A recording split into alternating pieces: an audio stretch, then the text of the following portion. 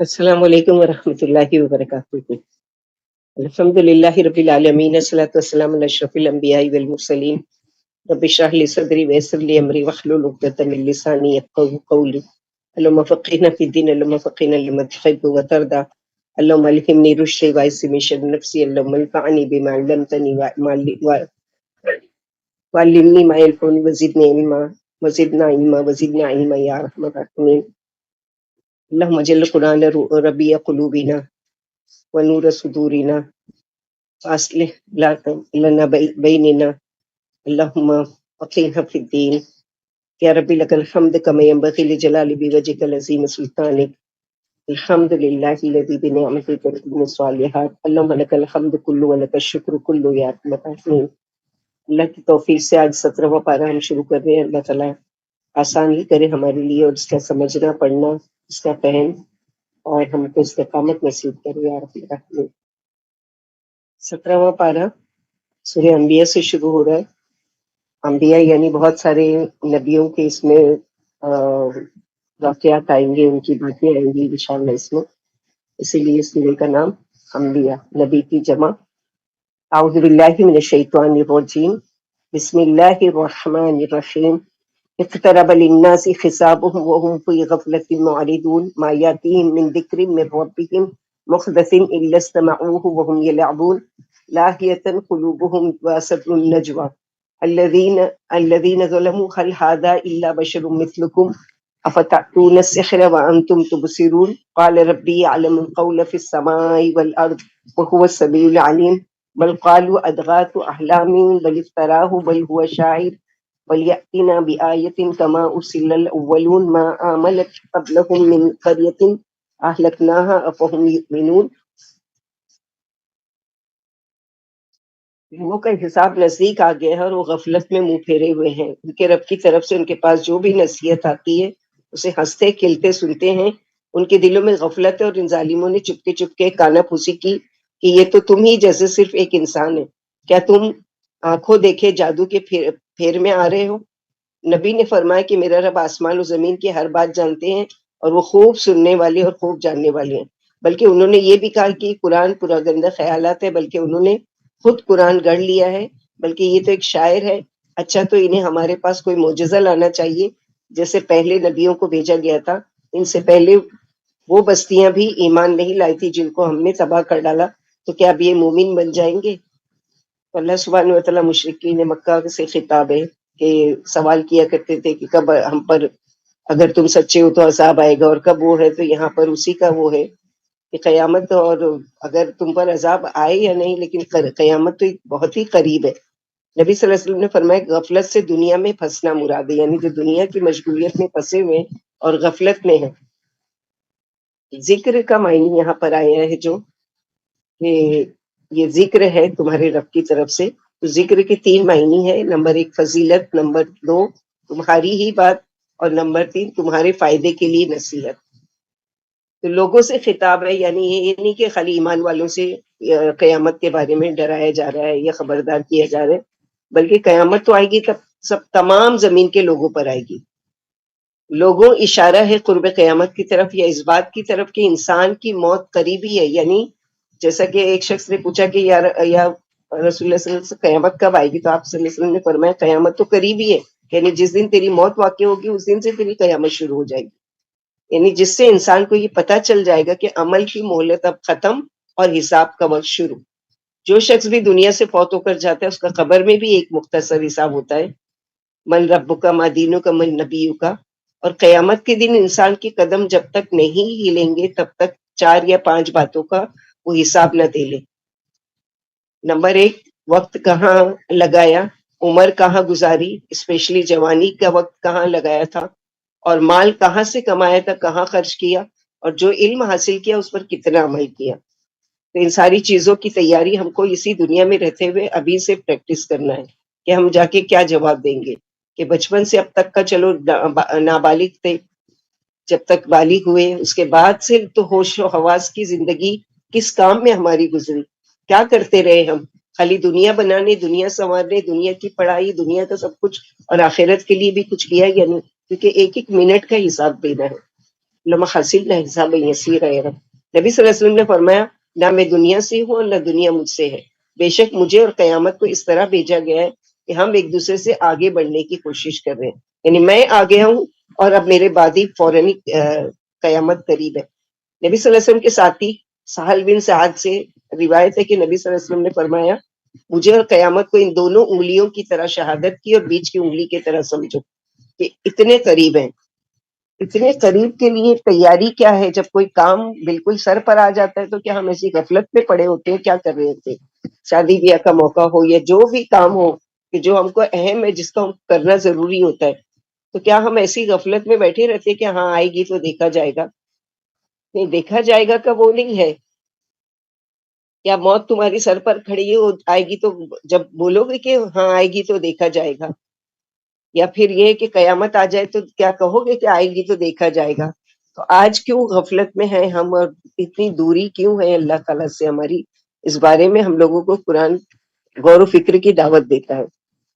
وما ارسلنا قبلک الا رجالا نوحی الیہم فاسألوا اہل الذکر ان کنتم لا تعلمون وما جعلناہم جسدا لا یاکلون الطعام وما كانوا خالدین ثم صدقناہم الوعد فانجیناہم ومن نشاء واہلکنا المسرفین.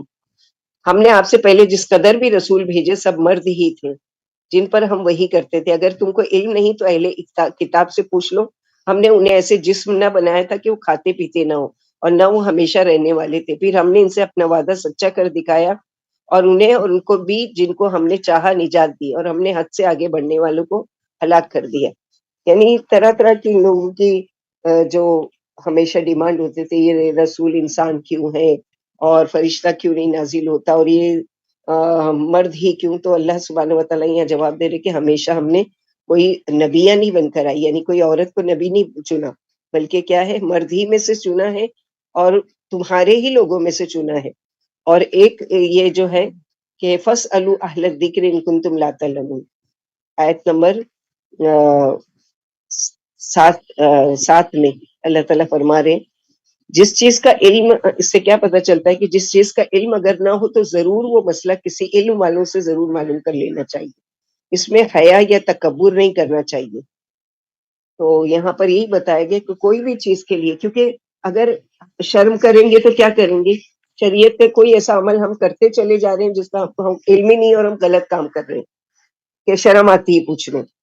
کوئی بھی چیز ہو، ہر چیز کا مسئلے کا حل قرآن و سنت میں موجود ہے.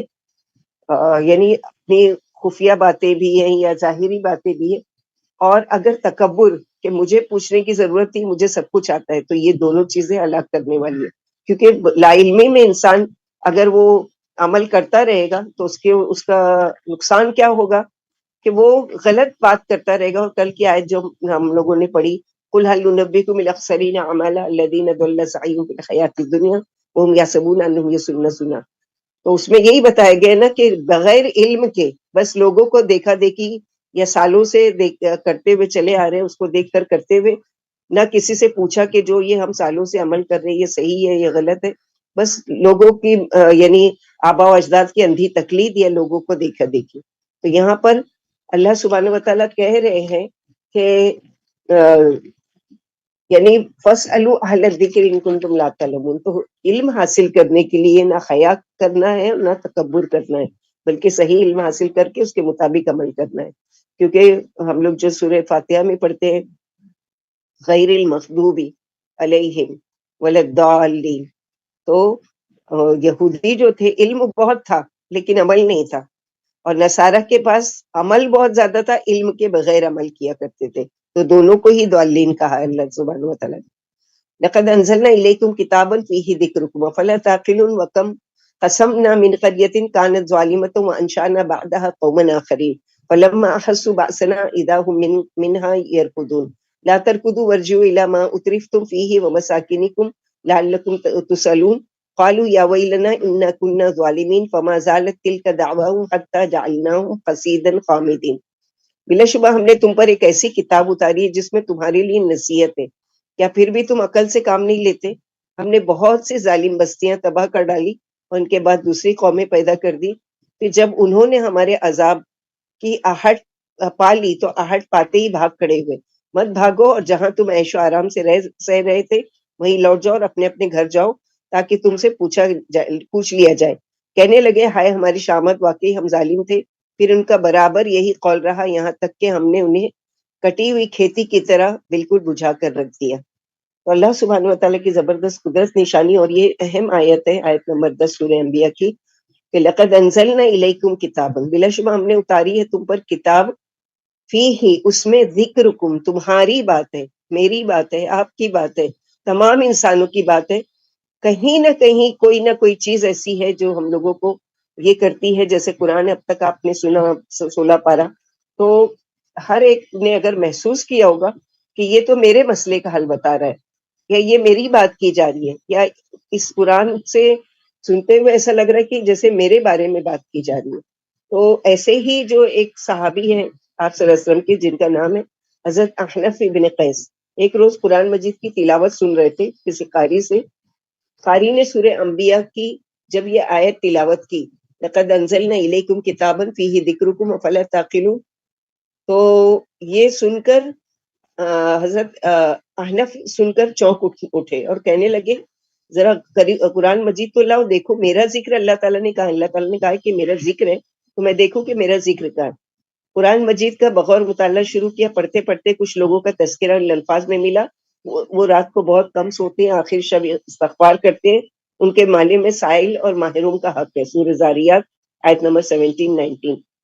پھر کچھ ایسے لوگوں کا ذکر خیر آیا جن کے بارے میں پڑھا کہ ان کے پہلو خوابگاہوں سے الگ رہتے ہیں، وہ لوگ اپنے رب کو خوف اور امید سے پکارتے رہتے ہیں، ہماری دی ہوئی چیزوں میں سے خرچ کرتے ہیں، سورہ سجدہ آیت نمبر 16۔ پڑھتے پڑھتے کچھ اور لوگوں کا تذکرہ آیا جن کی شان یہ بیان کی گئی، وہ لوگ خوشحال اور تنگ دستی میں خرچ کرتے ہیں، غصے کو پی جاتے ہیں، لوگوں کو معاف کرتے ہیں، اللہ ایسے ہی نیک لوگوں سے محبت کرتے ہیں، سورہ آل عمران آیت نمبر 134۔ حضرت احنف اپنے آپ کو پہچانتے تھے، کہنے لگے میرے اللہ میں تو ان لوگوں میں کہیں نظر نہیں آ رہا، یعنی اتنا متقی پرہیزگار بھی نہیں ہوں جس کی صفات اس میں بیان کی گئی۔ چنانچہ پھر بھی بے چینی تھی کہ میں ڈھونڈوں تو، جب اللہ نے کہا میرا ذکر ہے تو میں کہاں ہوں قرآن میں۔ تو کچھ اور لوگوں کا ذکر الفاظ میں ملا، جب ان سے کہا جاتا ہے کہ اللہ کے سوا کوئی الہ نہیں تو وہ تکبر کرتے ہیں اور کہتے ہیں کیا ہم ایک دیوانے اور شاعر آدمی کے لیے اپنے معبودوں کو چھوڑ دیں، سورہ صافات آیت نمبر 35-36۔ ایسے بدنصیبوں لوگوں کا مزید ذکر ان الفاظ میں پایا، جب اللہ کے علاوہ دوسروں کا ذکر کیا جاتا ہے تو خوش ہوتے ہیں، سورہ زمر آیت نمبر 45۔ قرآن مجید کا مطالعہ کرتے کرتے حضرت انف رضی اللہ تعالیٰ عنہ کچھ ایسے بدقسمت لوگ بھی ملے جن سے قیامت کے روز پوچھا جائے گا تمہیں کون سی چیز جہنم میں لے گئی؟ وہ جواب دیں گے ہم نماز نہیں ادا کرتے تھے، مسکینوں کو کھانا نہیں کھلاتے تھے، اور اللہ اور اس کے رسول کے بارے میں شکوک و شبہات میں پیدا کرنے والوں کے ساتھ مل کر ہم بھی باتیں کیا کرتے تھے اور دوسرے جیسا کو جھٹلایا کرتے تھے، سورہ مدثر آیت نمبر 42-46۔ حضرت حنف بن قیس اگرچہ اپنے بارے میں کسی خوش فہمی میں مبتلا نہیں تھے، لیکن انہیں یہ اطمینان ضرور تھا کہ وہ اللہ کے رسول پر سچا ایمان رکھتے ہیں، اللہ کے باغیوں اور منکروں میں ان کا شمار نہیں، یعنی یہ اس میں میرا بھی ذکر نہیں ہے، بہت سارے متقیوں میں بھی نہیں ہے اور اس میں بھی نہیں ہے، پھر بھی بے چینی ہے کہ ڈھونڈوں تو کہاں ہے۔ پھر کہنے لگے میرے اللہ ایسے لوگوں سے میری پناہ، میں ان لوگوں سے بیزار ہوں، میرا ان سے کوئی تعلق نہیں۔ چنانچہ پھر اپنی تلاش شروع کر دی، بالآخر اپنا تذکرہ قرآن مجید کی آیتوں میں ڈھونڈ نکالا، یعنی اپنے آپ کو دیکھ لیا کہ میں دراصل کیسا ہوں۔ کچھ لوگ ایسے ہیں جنہوں نے اپنے گناہوں کا اعتراف کیا، انہوں نے ملے جلے عمل کیے، کچھ اچھے اور کچھ برے، اللہ سے امید ہے کہ ان کے حال پر نظر کرم فرمائیں گے، بے شک اللہ بڑی مغفرت کرنے والے اور رحم کرنے والے، سورہ توبہ آیت نمبر 102۔ ساتھ ہی کچھ دوسرے لوگوں کا ذکر ان الفاظ میں بیان کیا گیا، اللہ کی رحمت سے وہی لوگ مایوس ہوتے ہیں جو گمراہ ہیں، سورہ ہجر آیت نمبر 56۔ حضرت انف نے کیسے یہ آیتیں پڑھی تو کہنے لگے بس بس میں نے اپنے آپ کو پہچان لیا، مجھے قرآن میں اپنا ذکر بھی مل گیا، حمد اور تعریف اس ذات کے لیے جس نے مجھ جیسے گناہ گاروں کو فراموش نہیں کیا، یعنی ہمارے لیے بھی اس میں باتیں رکھی ہے۔ حضرت انف بن قیس کے اس واقعے سے یہ حقیقت کا پتہ چلتا ہے کہ قرآن مجید کو سمجھ کر پڑھنا بہت ضروری ہے، لیکن جب تک قرآن مجید کو سمجھنے کی اگر توفیق نہیں ہو رہی ہے تو اس وقت تک تلاوت قرآن سے غفلت برتنا نہیں چاہیے، یعنی یہ نہیں کہ مجھے تو سمجھ کر پڑھنے نہیں آتے تو ایسا پڑھنے کا فائدہ کیا، جب میں سمجھ کر پڑھنے لگوں گی تو پھر قرآن پڑھنا شروع کروں گی، ایسا نہیں ہے۔ جو وقت ملے، کیونکہ ایسے ہی پڑھنے کا ثواب تو ایک الف پر 10 نیکی ہے، اور جب سمجھ کر پڑھتے تو کتنا کئی گنا زیادہ اللہ سبحانہ و تعالیٰ اس میں بتاتے۔ انف ابن قیس کے واقعے میں ہم تصور کریں کہ جیسے ہمارے پاس کوئی لیٹر ہمارے نام سے آتا ہے تو ہم کو کتنی بے چینی ہوتی ہے، میرے لیے کیا لکھ کے آیا ہے، اس میں کیا میرے لیے پیغام ہے، کیا بولا گیا ہے، یہ ساری چیزیں۔ تو اسی طرح ہمیں بھی آیت پر رک کر یہ سوچنا چاہیے، اس میں میرا ذکر ہے، مثلا جہنم والوں کا آ رہا ہے ذکر یا جنت والوں کا ذکر آ رہا ہے، تو ہم اپنے آپ کو دیکھیں کہ میں کہاں ہوں، یعنی ان میں سے میں کون سا عمل کرتی ہوں، کیا میں نعوذ باللہ جہنم والا عمل کرتی ہوں یا جنت والا عمل کرتی ہوں، یا پھر یہ ہے کہ ملا جلا۔ تو یہ ساری چیزیں ہم لوگوں کو یعنی نصیحت اور یاد دہانی کے لیے۔ وما خلقنا السماء والارض وما بينهما لاعبين لو اردنا ان نتخذ لهوا لاتخذناه من لدنا ان كنا فاعلين بل نقذف بالحق على الباطل فيدمغه فاذا هو زاهق ولكم الويل مما تصفون وله من في السماوات والارض ومن عنده لا يستكبرون عن عبادته ولا يستحسرون يسبحون الليل والنهار لا يفترون۔ ہم نے آسمان و زمین کو اور ان کی درمیانی چیزوں کو کھیل کے طور پر نہیں پیدا کیا، اگر ہمارا ان کی پیدائش سے کھیل ہی کا ارادہ ہوتا تو ہم کھیل اپنے پاس ہی کی کسی چیز کو بنا لیتے، مگر ہم ایسا کرنے والے ہی نہیں، بلکہ ہم سچ کو جھوٹ پر دے مارتے ہیں، پھر وہ جھوٹ کا دماغ توڑ دیتا ہے اور جھوٹ فوراً ہی ختم ہو جاتا ہے، اور تم جو باتیں بنا رہے ہو ان سے تمہارے لیے بڑی خرابی ہے۔ تمام آسمان و زمین پر بلا شبہ بادشاہت اللہ ہی کی ہے، اور اس کے پاس والے نہ اس کی عبادت سے سرکشی کرتے ہیں اور نہ تھکتے ہیں، دن رات اللہ کی پاکی بیان کرتے ہیں اور دم نہیں لیتے۔ فرشتوں کی تعریف کی جا رہی ہے کہ اللہ سبحانہ وتعالیٰ کے پاس جو فرشتے ہیں یعنی لگاتار دن رات دم لیے بغیر اس کی عبادت میں مصروف رہتے ہیں، ہر وقت سرگرم عمل میں ہیں، اور قصد و ارادے سے مطیع و فرما بردار، عبادت موقوف نہیں کرتے، یعنی ایک سیکنڈ کے لیے بھی ان کی عبادت سے رکتے نہیں ہیں، اور فرشتے اللہ کے حکم کی خلاف ورزی بھی نہیں کرتے اور اس کا حکم بجا لاتے ہیں۔ عبداللہ بن حارث کہتے ہیں میں نے کعب رضی اللہ عنہ سے پوچھا کیا باتیں پیغام رسانی اور دیگر کام فرشتوں کی تسبیح میں رکاوٹ نہیں بنتی، یعنی وہ دوسرے کام بھی کر رہے ہوتے تو کیا وہ کام کرتے ہوئے رکاوٹ نہیں بنتی؟ پوچھا یہ لڑکا کون ہے؟ لوگوں نے کہا آل عبد المطلب کا ایک بچہ ہے۔ یہ سن کر آپ نے میری پیشانی چوم کر فرمایا بیٹا ان کی تسبیح تمہاری سانس کی طرح نکلتی ہے، کیا تم بات چیت میں اور چلتے پھرتے سانس نہیں لیتے؟ جیسے سانس میں کوئی کام رکاوٹ نہیں بنتا، اسی طرح تسبیح بھی کوئی کام میں رکاوٹ، یعنی وہ مسلسل جیسے ہماری سانس بغیر ہمارے ارادے کی نکلتی ہے ویسے ہی ان کی تسبیح ہوتی ہے اور وہ اپنے کام بھی کر رہے ہوتے ہیں۔ ام اتخذوا آلہۃ من الارض هم ينشرون لو كان فيهما آلہۃ الا اللہ لفسدتا فسبحان اللہ رب العرش عما یصفون لا یسأل عما یفعل وهم یسألون۔ انہوں نے جو معبود بنا رکھا ہے کیا وہ زمین سے مردے زندہ کر کے اٹھا دیتے؟ اگر آسمان و زمین میں اللہ کے علاوہ اور بھی معبود ہوتے تو دونوں کا نظام بگڑ جاتا، لہذا عرش کا رب مشرکوں کے وصفوں سے پاک ہے، کوئی ایسا نہیں جو اس کے کسی کام کی باز پرس کرے اور وہ تمام لوگوں سے باز پرس، یعنی اللہ سبحانہ وتعالیٰ سے ہم یہ نہیں پوچھ سکتے کہ مثلا میرے ساتھ ایسا کیوں کیا، میرے ساتھ ہی ایسا کیوں ہوتا ہے، یا میرا ہی کیوں ہمیشہ یہ نقصان ہوتا ہے، یا میری ہی اتنی آزمائش کیوں، لیکن اللہ سبحانہ وتعالیٰ قادر ہے کہ وہ ہم سے ایک ایک چیز کے بارے میں پوچھے، اور اللہ تعالیٰ کیونکہ چونکہ معبود ہے، خالق ہے، مالک ہے، تو یہ اللہ کا حق ہے، ہم مخلوق ہے اور کمزور ہے اور اللہ کے سامنے عاجز اور بے بس ہے، ہماری کوئی وہ اوقات یا ہماری کوئی وسعت نہیں ہے کہ ہم اللہ تعالیٰ سے سوال کریں کہ مجھے ہی کیوں ایسا ہوا، میرے ساتھ ہی ایسا کیوں ہو رہا ہے۔ ہم اتخذ من دونہ آلہۃ قل ہاتوا برہانکم ھذا ذکر من معی وذکر من قبلی بل اکثرهم لا يعلمون الحق فهم معرضون وما ارسلنا من قبلك من رسول الا نوحي اليه انه لا اله الا انا فاعبدون۔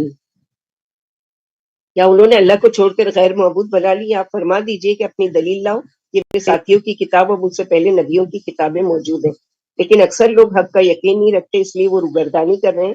ہم نے آپ سے پہلے کوئی رسول نہیں بھیجا جس پر یہ وحی نہ اتاری ہو کہ میرے سوا کوئی معبود نہیں، لہٰذا میری ہی عبادت کریں۔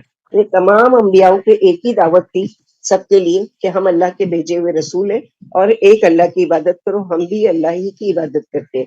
وقالوا اتخذ الرحمن ولدا سبحانه والعباد مکرمون لا يسبقونه بالقول وهم بأمره يعملون يعلم ما بين أيديهم وما خلفهم ولا يشفعون إلا لمن ارتضى وهم من خشيته مشفقون ومن يقل منهم إني إله من دونه فذلك نجزيه جهنم كذلك نجزي الظالمين۔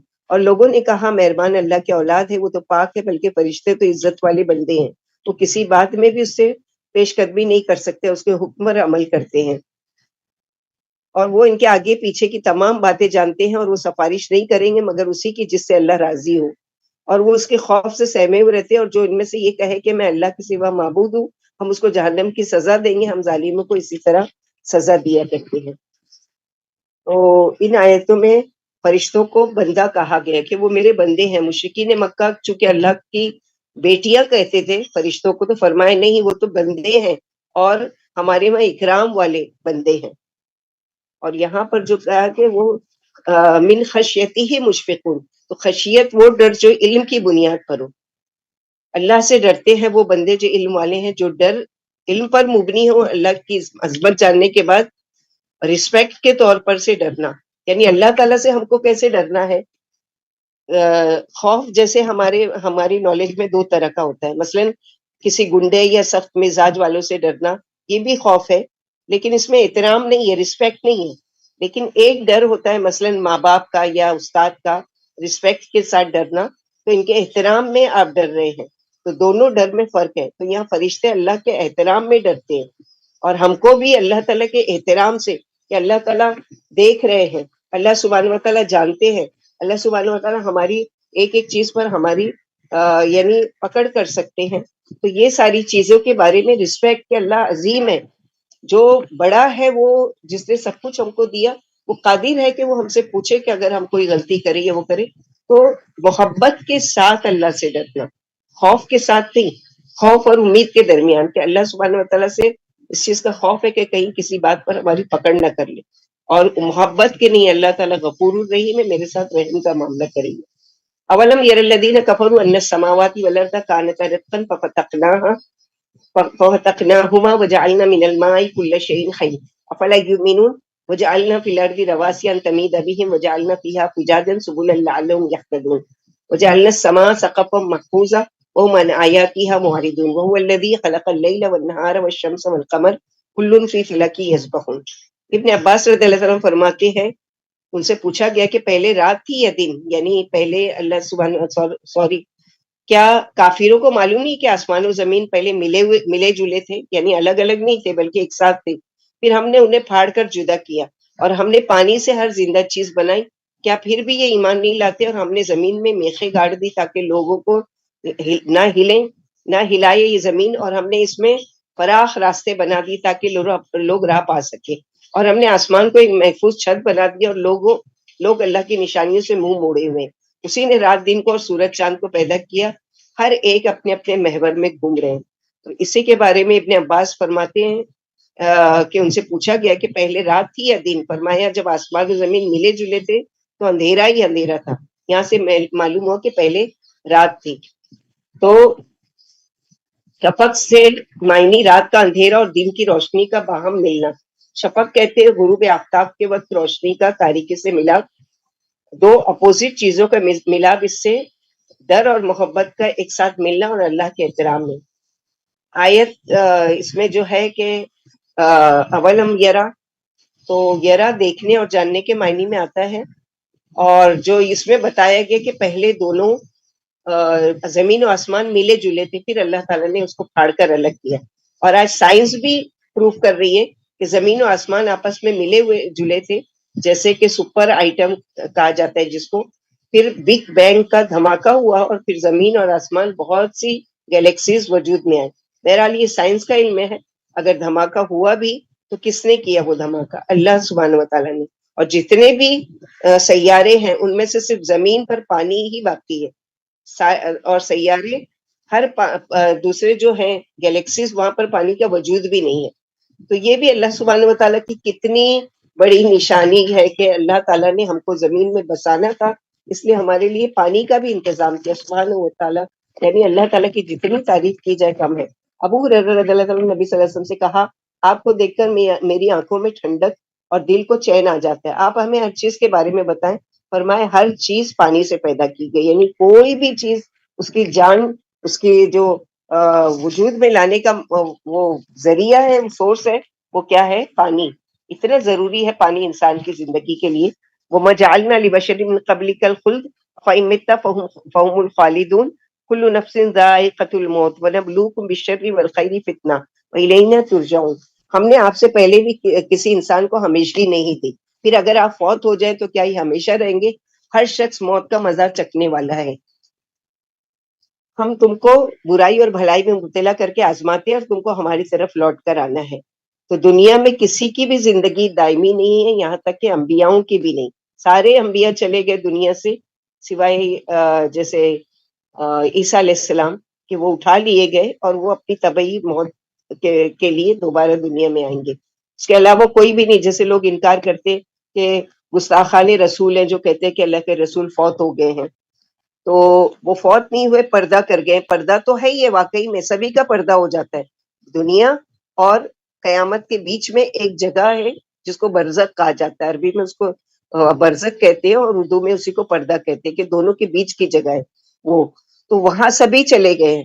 تو یہ چیز کا تو ہے کہ ہاں ٹھیک ہے پردہ ہے، لیکن برزخ کی زندگی وہ کیسی ہے انبیاؤں کی وہ نہیں جانتے. لیکن اس چیز کا سرے سے انکار کرنا کہ وہ فوت ہی نہیں ہوئے، پھر بہت سارے مسئلے نکلتے. پھر ان کی بیویوں نے عدت کیوں منائی، ان کی وراثت کو تقسیم کیوں کیا گیا، اور ان کی یہ ساری چیزیں کہ کیوں فاطمہ رضی اللہ تعالیٰ عنہ سن کر روئی، اور عمر رضی اللہ تعالیٰ عنہ موت کے وقت اتنے ڈپریسڈ کیوں ہو گئے. تو یہ سارے سوال کھڑے ہوتے ہیں. تو یہ ساری غلط فہمیاں ہیں، اور جس کا علم حاصل کرنا چاہیے کہ اصل حقیقت کیا ہے اس کی. وَإِذَا رَآكَ الَّذِينَ كَفَرُوا يَتَّخِذُونَكَ إِلَّا هُزُوًا هَذَا الَّذِي يَذْكُرُ آلِهَتَكُمْ وَهُمْ بِذِكْرِ الرَّحْمَنِ هُمْ كَافِرُونَ خُلِقَ الْإِنسَانُ مِنْ أَجَلٍ سَأُرِيكُمْ آيَاتِي فَلَا تَسْتَعْجِلُونَ. کافر جب بھی آپ کو دیکھتے ہیں تو آوازیں ہی کستے رہتے ہیں کہ کیا یہی ہے جو تمہارے دیوتاؤں کا برائی سے بیان کرتے ہیں، اور خود مہربان اللہ کی یاد کے منکر ہیں. انسان کی پیدائش میں جلد بازی ہے، میں تمہیں ابھی ابھی اپنی نشانیاں دکھلائی دیتا ہوں، جلدی نہ مچاؤ. یعنی اللہ سبحانہ و تعالیٰ کے انسان ہے ہی ہے جلد باز. جیسے دوسری جگہ بھی سورہ فرقان میں آئے گا کہ اللہ سبحانہ و تعالیٰ نے یہ ہے کہ وَإِذَا رَأَوْكَ يَتَّخِذُونَ، کہ آپ کا مذاق اڑاتے ہیں. یعنی انسان کی فطرت میں جلد بازی ہے. فرمایا وَكَانَ الْإِنسَانُ عَجُولًا، سورہ اسراء میں ہم پڑھ چکے. انسان تو ہے ہی جلد باز. یعنی کیسے جلد باز ہے پیدائشی، کہ آدم علیہ السلام کو جب اللہ سبحانہ و تعالیٰ نے روح پھونکی تو ناک کے ذریعے آئی. ناک میں جب روح پہنچی تو کہا چھینک آ گئی، تو کہا الحمدللہ. اور آنکھوں تک پہنچی تو جنت کے نظارے کرنے لگے. ناک تک پہنچی تو چھینک آئی، الحمدللہ کا.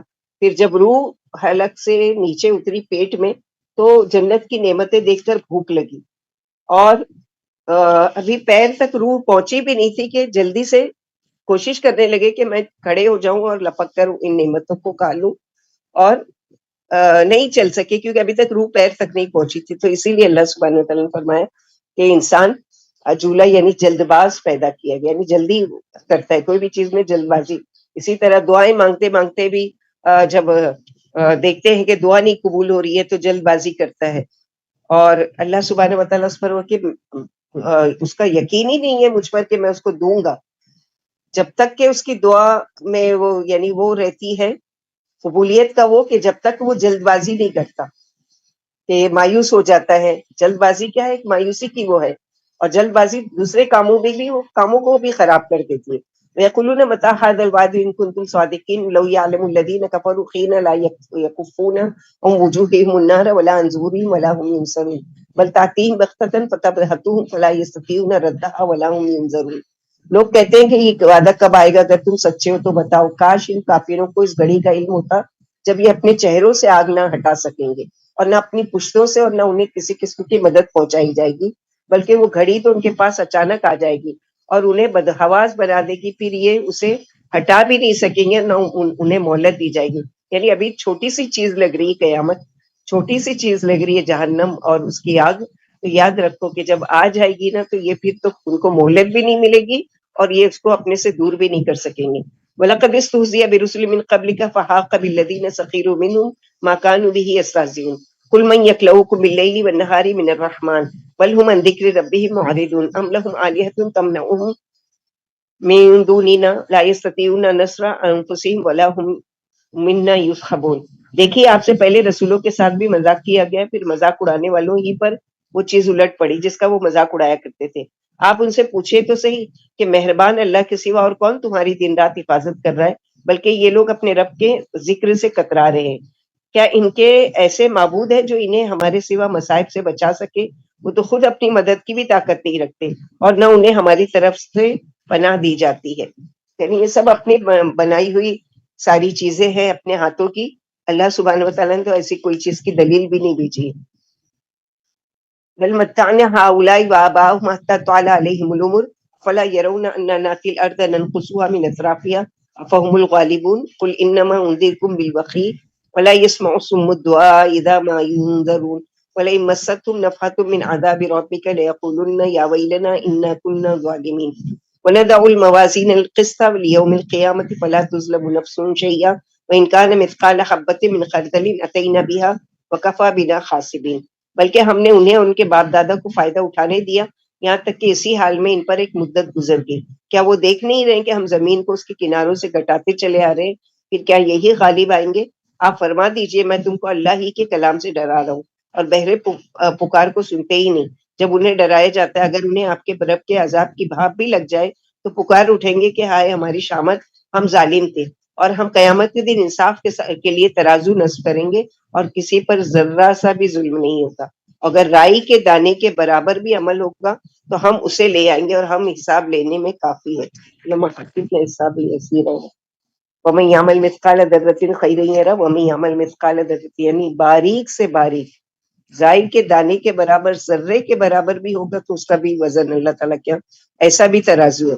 وَلَقَدْ آتَيْنَا مُوسَىٰ وَهَارُونَ الْفُرْقَانَ وَضِيَاءً وَذِكْرًا لِّلْمُتَّقِينَ الَّذِينَ يَخْشَوْنَ رَبَّهُم بِالْغَيْبِ وَهُم مِّنَ السَّاعَةِ مُشْفِقُونَ وَهَٰذَا ذِكْرٌ مُّبَارَكٌ أَنزَلْنَاهُ أَفَأَنتُمْ لَهُ مُنكِرُونَ۔ دیکھو ہم نے موسیٰ علیہ السلام اور ہارون علیہ السلام کو ایک ایسی کتاب دی جو فیصلہ کن، نورانی اور پارساؤں کے لیے نصیحت تھی، جو غائبانہ اپنے رب سے ڈرتے ہیں اور انہیں قیامت کا دھڑکا بھی لگا رہتا ہے۔ اور یہ برکت والا قرآن ہے، ہم نے اس کو آپ پر اتارا، کیا پھر بھی تم اس کا انکار کرتے ہو؟ وَلَقَدْ آتَيْنَا إِبْرَاهِيمَ رُشْدَهُ مِن قَبْلُ وَكُنَّا بِهِ عَالِمِينَ إِذْ قَالَ لِأَبِيهِ وَقَوْمِهِ مَا هَٰذِهِ التَّمَاثِيلُ الَّتِي أَنتُمْ لَهَا عَاكِفُونَ قَالُوا وَجَدْنَا آبَاءَنَا لَهَا عَابِدِينَ قَالَ لَقَدْ كُنتُمْ أَنتُمْ وَآبَاؤُكُمْ فِي ضَلَالٍ مُّبِينٍ قَالُوا أَجِئْتَنَا بِالْحَقِّ أَمْ أَنتَ مِنَ اللاعبين قَالَ بَل رَّبُّكُمْ رَبُّ السَّمَاوَاتِ وَالْأَرْضِ الَّذِي فَطَرَهُنَّ وَأَنَا عَلَىٰ ذَٰلِكُم مِّنَ الشَّاهِدِينَ۔ بلا شبہ ہم نے ابراہیم علیہ السلام کو پہلے ہی سے ہدایت دے رکھی تھی، اور ہم انہیں جانتے تھے۔ جب انہوں نے اپنے باپ سے اور اپنی قوم سے کہا، یہ جو مجسمے ہیں کیا ہیں جن کی تم عبادت کر رہے ہو؟ قوم نے کہا، ہم نے اپنے باپ دادا کو انہی کی پرستش کرتے ہوئے پایا ہے۔ فرمایا، اللہ کی قسم تم اور تمہارے باپ دادا کھلی گمراہی میں مبتلا رہے۔ بولے، کیا تم ہمارے پاس حق لے کر آئے ہو یا دل لگی کر رہے ہو؟ فرمایا، بلکہ تمہارا رب تو آسمان و زمین کا رب ہے جس نے انہیں پیدا کیا، اور میں بھی تم پر اس بات کا گواہ ہوں۔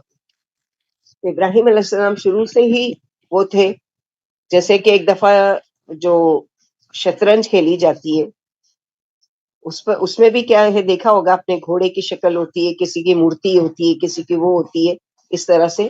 تو علی رضی اللہ تعالیٰ عنہ وہاں سے گزرے، کوئی لوگ کھیل رہے تھے شطرنج، آپ نے فرمایا، یہ کیا مورتی ہیں جن پر تم جم کر ٹھٹا لگائے بیٹھے ہوئے ہو؟ اگر بجھنے تک ہاتھ میں آگ کا انگارہ دبا کر بیٹھ جاؤ تو ان بتوں کے چھونے سے بھی بہتر ہے۔ یعنی ان بتوں کو جو چھو کر تم یہ کھیل اور مشغلہ کر رہے ہو یا جو بھی کر رہے ہو، اس سے بہتر تو تم آگ کا انگارہ ہاتھ میں لے لو، یہ اس سے کہیں زیادہ بہتر ہے۔ وَتَاللَّهِ لَأَكِيدَنَّ أَصْنَامَكُمْ بَعْدَ أَن تُوَلُّوا مُدْبِرِينَ فَجَعَلَهُمْ جُذَاذًا إِلَّا كَبِيرًا لَّهُمْ لَعَلَّهُمْ إِلَيْهِ يَرْجِعُونَ قَالُوا مَنْ فَعَلَ هَٰذَا بِآلِهَتِنَا إِنَّهُ لَمِنَ الظَّالِمِينَ قَالُوا سَمِعْنَا فَتًى يَذْكُرُهُمْ يُقَالُ لَهُ إِبْرَاهِيمُ قَالُوا فَأْتُوا بِهِ عَلَىٰ أَعْيُنِ النَّاسِ لَعَلَّهُمْ يَشْهَدُونَ قَالُوا أَأَنتَ فَعَلْتَ هَٰذَا بِآلِهَتِنَا يَا إِبْرَاهِيمُ قَالَ بَلْ فَعَلَهُ كَبِيرُهُمْ هَٰذَا فَاسْأَلُوهُمْ إِن كَانُوا يَنطِقُونَ۔ اللہ کی قسم، میں تمہارے جانے کے بعد تمہارے ان معبودوں کا ضرور علاج کروں گا۔ یعنی ایسا نہیں کہ چپکے چپکے جا کے توڑ رہے، بلکہ ان کو چیلنج بھی کیا۔ پھر آپ نے انہیں ٹکڑے ٹکڑے کر دیا، مگر سب بڑے کو چھوڑ دیا تاکہ مشرک اس کی طرف لوٹیں۔ بولے، یہ حرکت کس نے ہمارے دیوتاؤں کے ساتھ کی ہے؟ یقیناً وہ ظالم ہے۔ لوگوں نے کہا، ہم نے ایک نوجوان کو ان کا ذکر کرتے ہوئے سنا تھا، ایک مرتبہ اس نے دھمکی دی تھی ہم کو، جس کا نام ابراہیم ہے۔ بولے، اچھا تو اسی لوگوں کی نگاہوں کے سامنے لے آؤ تاکہ سب دیکھ لیں۔ بولے، اے ابراہیم، کیا تو نے ہمارے معبودے کے ساتھ یہ حرکت کی ہے؟ فرمایا، بلکہ یہ حرکت اس بڑے نے کی ہے۔ تم ان دیوتاؤں ہی سے معلوم کر لو اگر یہ بول سکتے ہیں۔ ابراہیم علیہ السلام نے قوم کے چند لوگوں کے سامنے قسم کھا کر کہا کہ جب لوگ چلے جائیں گے تو میں ان بتوں کی درگت بناؤں گا اور انہیں توڑ پھوڑ کر ختم کر ڈالوں گا۔ عید کا جشن قریب تھا اور سب لوگ عید کے دن شہر سے باہر چلے جاتے تھے۔ عید کے دن جب لوگ جانے لگے تو آپ کے باپ نے آپ سے کہا اگر تم ہمارے ساتھ عید مناؤ گے تو مجھے یقین ہے کہ تمہیں ہمارا دین پسند آئے گا۔ آپ باپ کے ساتھ چل پڑے، چلتے چلتے راستے میں لیٹ گئے اور فرمایا میری طبیعت ٹھیک نہیں لگ رہی ہے۔ لوگ جاتے ہوئے آپ سے بھی چلنے کو کہتے مگر آپ بیماری کا عذر فرماتے تھے۔ جب تمام شہر میدان میں نکل گیا اور گاؤں خالی ہو گیا اور اپاہی جو معذور صرف رہ گئے تو آپ نے ان کے سامنے قسم کھا کر فرمایا کہ میں ان مورتیوں کی درگت بناؤں گا۔ انہوں نے آپ کی بات سن لی۔ پھر ایک دن آپ نے سب بت توڑ ڈالے، بس ایک جو سب سے بڑا بت تھا اس کو چھوڑ دیا۔ قرآن میں جیسے دوسری جگہ ہے سورہ صافات میں آئے گا فراغ علیہم ضربم بالیمین، پھر آپ نے ان پر ٹوٹ پڑے اور مارنے لگے۔ کہتے ہیں کہ آپ نے کلاڑی بڑے بت کے ہاتھ پکڑا دی تھی تاکہ لوگوں کو معلوم ہو کہ اس نے شرکت کی۔ غیرت میں آ کر ان تمام بتوں کو توڑ ڈالا۔ تو یہاں پر یہ ہے کہ اگر تم یعنی تمہارے معبود بول سکتے ہیں تو وہ خود بتائیں گے نا کہ ان کو کس نے توڑا۔ فرجعوا الى انفسهم فقالوا انكم انتم الظالمون ثم نكسوا على رؤوسهم لقد علمت ما هؤلاء ينطقون قال فتعبدون من دون الله ما لا ينفعكم شيئا ولا يضركم اف لكم ولما تعبدون من دون الله افلا تعقلون۔ پھر ان لوگوں نے دل ہی دل میں سوچا اور کہا کہ واقعی تم ہی غلطی پر ہو۔ پھر سر جھکا کر کہا تمہیں خوب معلوم ہے کہ ان میں بات کرنے کی صلاحیت ہی نہیں ہے۔ فرمایا پھر کیا تم اللہ کو چھوڑ کر ایسوں کی پرستش کرتے ہو جو تم کو ذرا بھی فائدہ یا نقصان نہیں پہنچا سکے؟ توف ہے تم پر اور تمہارے معبودوں پر جو اللہ کے علاوہ، کیا تم میں اتنی بھی عقل نہیں ہے کہ جو معبود تم بات کر رہے ہو کہ کس نے تم کو توڑا، تم نے اپنی حفاظت کیوں نہیں کر لی، تو وہ خود جواب نہیں دے سکتے تو تمہاری کیسے سنیں گے، تمہاری بگڑی کیسے بنائیں گے یہ ساری چیزیں۔ قالوا حرکوها، اب ان کو پتا چل گیا اور خود سے قبول بھی کر رہے ہیں کہ یہ کیسے بولیں گے کیونکہ یہ تو بت ہیں۔ تو ابراہیم علیہ السلام یہی تو ان کی زبانی سے کہلوانا چاہتے کہ تم خود اقرار کر لو کہ جب یہ کچھ کر نہیں سکتے، بول نہیں سکتے، سن نہیں سکتے، جو تم چڑھاوا چڑھاتے ہو وہ کھا نہیں سکتے، تو تمہارے معبود کیسے ہو سکتے ہیں۔ تو اب ان لوگوں نے مان تو لیا کہ ہاں واقعی یہ ہے، لیکن چھوڑیں گے نہیں ابراہیم کو، اور کیا کریں گے، آگ میں ڈالیں گے۔ قالوا حرکوا وانصروا آلہتکم ان کنتم فاعلین قلنا یا نار کونی بردا وسلاما علی ابراہیم وارادوا به کیدا فجعلناهم الاخسرین، بولے اسے آگ میں جلا دو اور اپنے دیوتاؤں کا بدلہ لو۔ یعنی عقل مندی کی بات دیکھے، دیوتاؤں کا بدلہ، دیوتاؤں تم اپنا بدلہ کیوں نہیں لے سکے کہ دیوتاؤں کا بدلہ لو اگر تمہیں کچھ کرنا ہی ہے۔ ہم نے کہا اے آگ، یعنی ڈال دیا گیا ابراہیم علیہ السلام کو، وہ پوری قصص الانبیاء میں ہم نے پوری ان کی ڈیٹیل پڑھی ہے کہ کس طرح سے بنایا گیا اور ڈالا گیا، تیار کیا گیا اور پھر اس میں ڈال دیا گیا۔ جب ڈال دیے گئے تو اللہ سبحانہ و تعالیٰ کہہ رہے ہیں قلنا یا نار کونی بردا وسلاما، اے آگ تو ابراہیم پر ٹھنڈی اور سلامتی والی بن جا۔ اور انہوں نے ابراہیم علیہ السلام کا برا چاہا مگر ہم نے انہی کو ناکام بنا دیا۔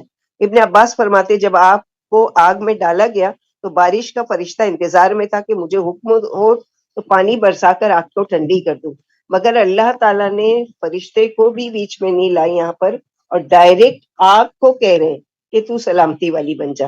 ایک روایت میں کہ اس دن ہر جانور نے آگ بجھانے کی کوشش کی بجز گرگٹ کے، اسی وجہ سے نبی صلی اللہ علیہ وسلم نے اس کو مار ڈالنے کا حکم فرمایا، اس کو فویسق یعنی بگاڑنے والا بتایا ہے۔ عائشہ رضی اللہ عنہ کے گھر میں نیزہ دیکھ کر کسی نے پوچھا کہ آپ اس سے کیا کرتی ہیں، یعنی نیزہ کیوں رکھا ہے؟ فرمایا اس سے گرگٹ مارتی ہوں۔ میرے محبوب نبی صلی اللہ علیہ وسلم نے فرمایا کہ ابراہیم علیہ السلام کی آگ تمام جانور بجھا رہے تھے، علاوہ اس کے یہ پھونکے مار رہا تھا، ہمیں آپ نے اس کے مار ڈالنے کا حکم دیا۔ اور گرگٹ کی ہی ایک شکل ہے جو گھروں میں چھپکلیاں وغیرہ آتی ہیں، کیونکہ اس کا بھی ذکر آتا ہے کہ اس کو بھی دیکھو تو مار ڈالے۔ وَنَجَّيْنَاهُ وَلُوطًا إِلَى الْأَرْضِ الَّتِي بَارَكْنَا فِيهَا لِلْعَالَمِينَ وَوَهَبْنَا لَهُ إِسْحَاقَ وَيَعْقُوبَ نَافِلَةً وَكُلًّا جَعَلْنَا صَالِحِينَ وَجَعَلْنَاهُمْ أَئِمَّةً يَهْدُونَ بِأَمْرِنَا وَأَوْحَيْنَا إِلَيْهِمْ فِعْلَ الْخَيْرَاتِ وَإِقَامَ الصَّلَاةِ وَإِيتَاءِ الزَّكَاةِ وَكَانُوا لَنَا عَابِدِينَ وَلُوطًا آتَيْنَاهُ حُكْمًا وَعِلْمًا وَنَجَّيْنَاهُ مِنَ الْقَرْيَةِ الَّتِي كَانَتْ تَعْمَلُ الْخَبَائِثَ إِنَّهُمْ كَانُوا قَوْمَ سُوءٍ فَاسِقِينَ وَأَدْخَلْنَاهُ فِي رَحْمَتِنَا إِنَّهُ مِنَ الصَّالِحِينَ۔ ہم آپ کو اور لوط علیہ السلام کو بچا کر اس ملک کی طرف لے گئے جس میں ہم نے جہان والوں کے لیے برکت رکھی ہے، اور ہم نے انہیں اسحاق اور زیادتی میں یعقوب ہبہ کیے اور ہر ایک کو نیک بنایا، اور ہم نے انہیں پیشوا بنایا جو ہمارے حکم سے لوگوں کی رہنمائی فرماتے تھے، اور ہم نے ان پر وحی کی کہ نیکیاں کرو، نماز قائم رکھو اور زکوٰۃ دو، اور وہ ہماری عبادت گزار تھے۔ اور ہم نے لوط علیہ السلام کو حکمت و علم دیا اور انہیں اس بستی سے بچایا جن کے گھناؤنے کرتوت تھے، واقعی بستی والے برے اور بے دین تھے، اور ہم نے لوط علیہ السلام کو اپنی رحمت میں داخل فرما لیا کیونکہ وہ نیکوکاروں میں سے تھے۔ ابی بن کعب کہتے ہیں آپ سرزمین عراق سے ہجرت کر کے شام پہنچے۔ ملک شام ہی نبیوں کی ہجرت گاہ ہے، جو دنیا میں گھٹتا ہے شام میں بڑھ جاتا ہے، اور جو شام میں گھٹتا ہے فلسطین میں بڑھ جاتا ہے۔ شام کی سرزمین کو ارض حشر اور نشر بھی کہا جاتا ہے۔ اسی علاقے میں عیسیٰ علیہ السلام آسمان سے اتریں گے اور یہیں دجال کو قتل کیا جائے گا، سیریا میں۔ ونوحا إذ نادى من قبل فاستجبنا له ونجيناه وأهله من الكرب العظيم ونصرناه من القوم الذين كذبوا بآياتنا إنهم كانوا قوم سوء فأغرقناهم أجمعين۔ اور آپ نوح علیہ السلام کو یاد کیجئے جب انہوں نے زمانے ماضی میں ہم سے دعا کی، ہم نے ان کی دعا قبول فرما لی اور سخت بے چینی سے انہیں اور ان کے گھر والوں کو بچا لیا، اور ہم نے اس قوم پر ان کی مدد کی جنہوں نے ہماری آیتیں جھٹلا دی، یقیناً وہ بڑے لوگ تھے، پھر ہم نے ان سب کو ڈبو دیا۔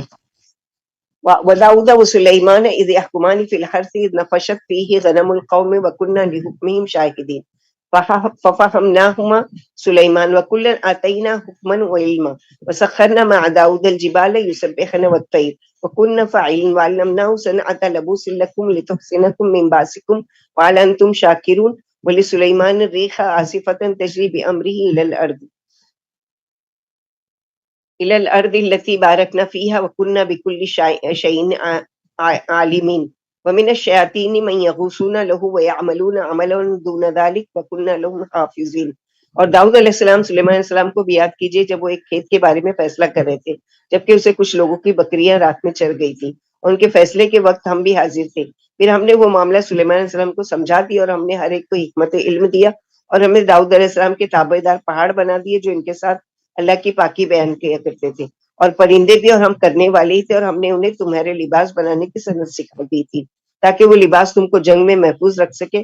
کیا آپ بھی تم شکر گزار بنو گے؟ اور ہم نے تیز ہوائیں سلیمان علیہ السلام کے تابع دار بنا دی جو ان کے حکم سے اس زمین کی طرف چلا کرتی تھی جس میں ہم نے برکت رکھی ہے، اور ہم ہر چیز سے خبردار ہیں۔ اور بعض شیطان آپ کے لیے غوطہ لگاتے تھے، یعنی جنوں میں سے، اور اس کے علاوہ اور بھی کام کرتے تھے، اور ہم ہی ان کے محافظ تھے۔ یہ کھیت جس میں جھگڑا تھا انگوروں کا، جس کے خوشے لٹکے ہوئے تھے، بکریوں کے ریوڑ نے انگور کے باغ میں گھس کر اس کی خوشوں کا یعنی تباہ کر دیا۔ داؤد علیہ السلام نے فیصلہ سنایا کہ ریوڑ باغ والے کو دے دیا جائے۔ سلیمان علیہ السلام نے کہا اے اللہ کے نبی، اس کے علاوہ بھی فیصلہ ہے۔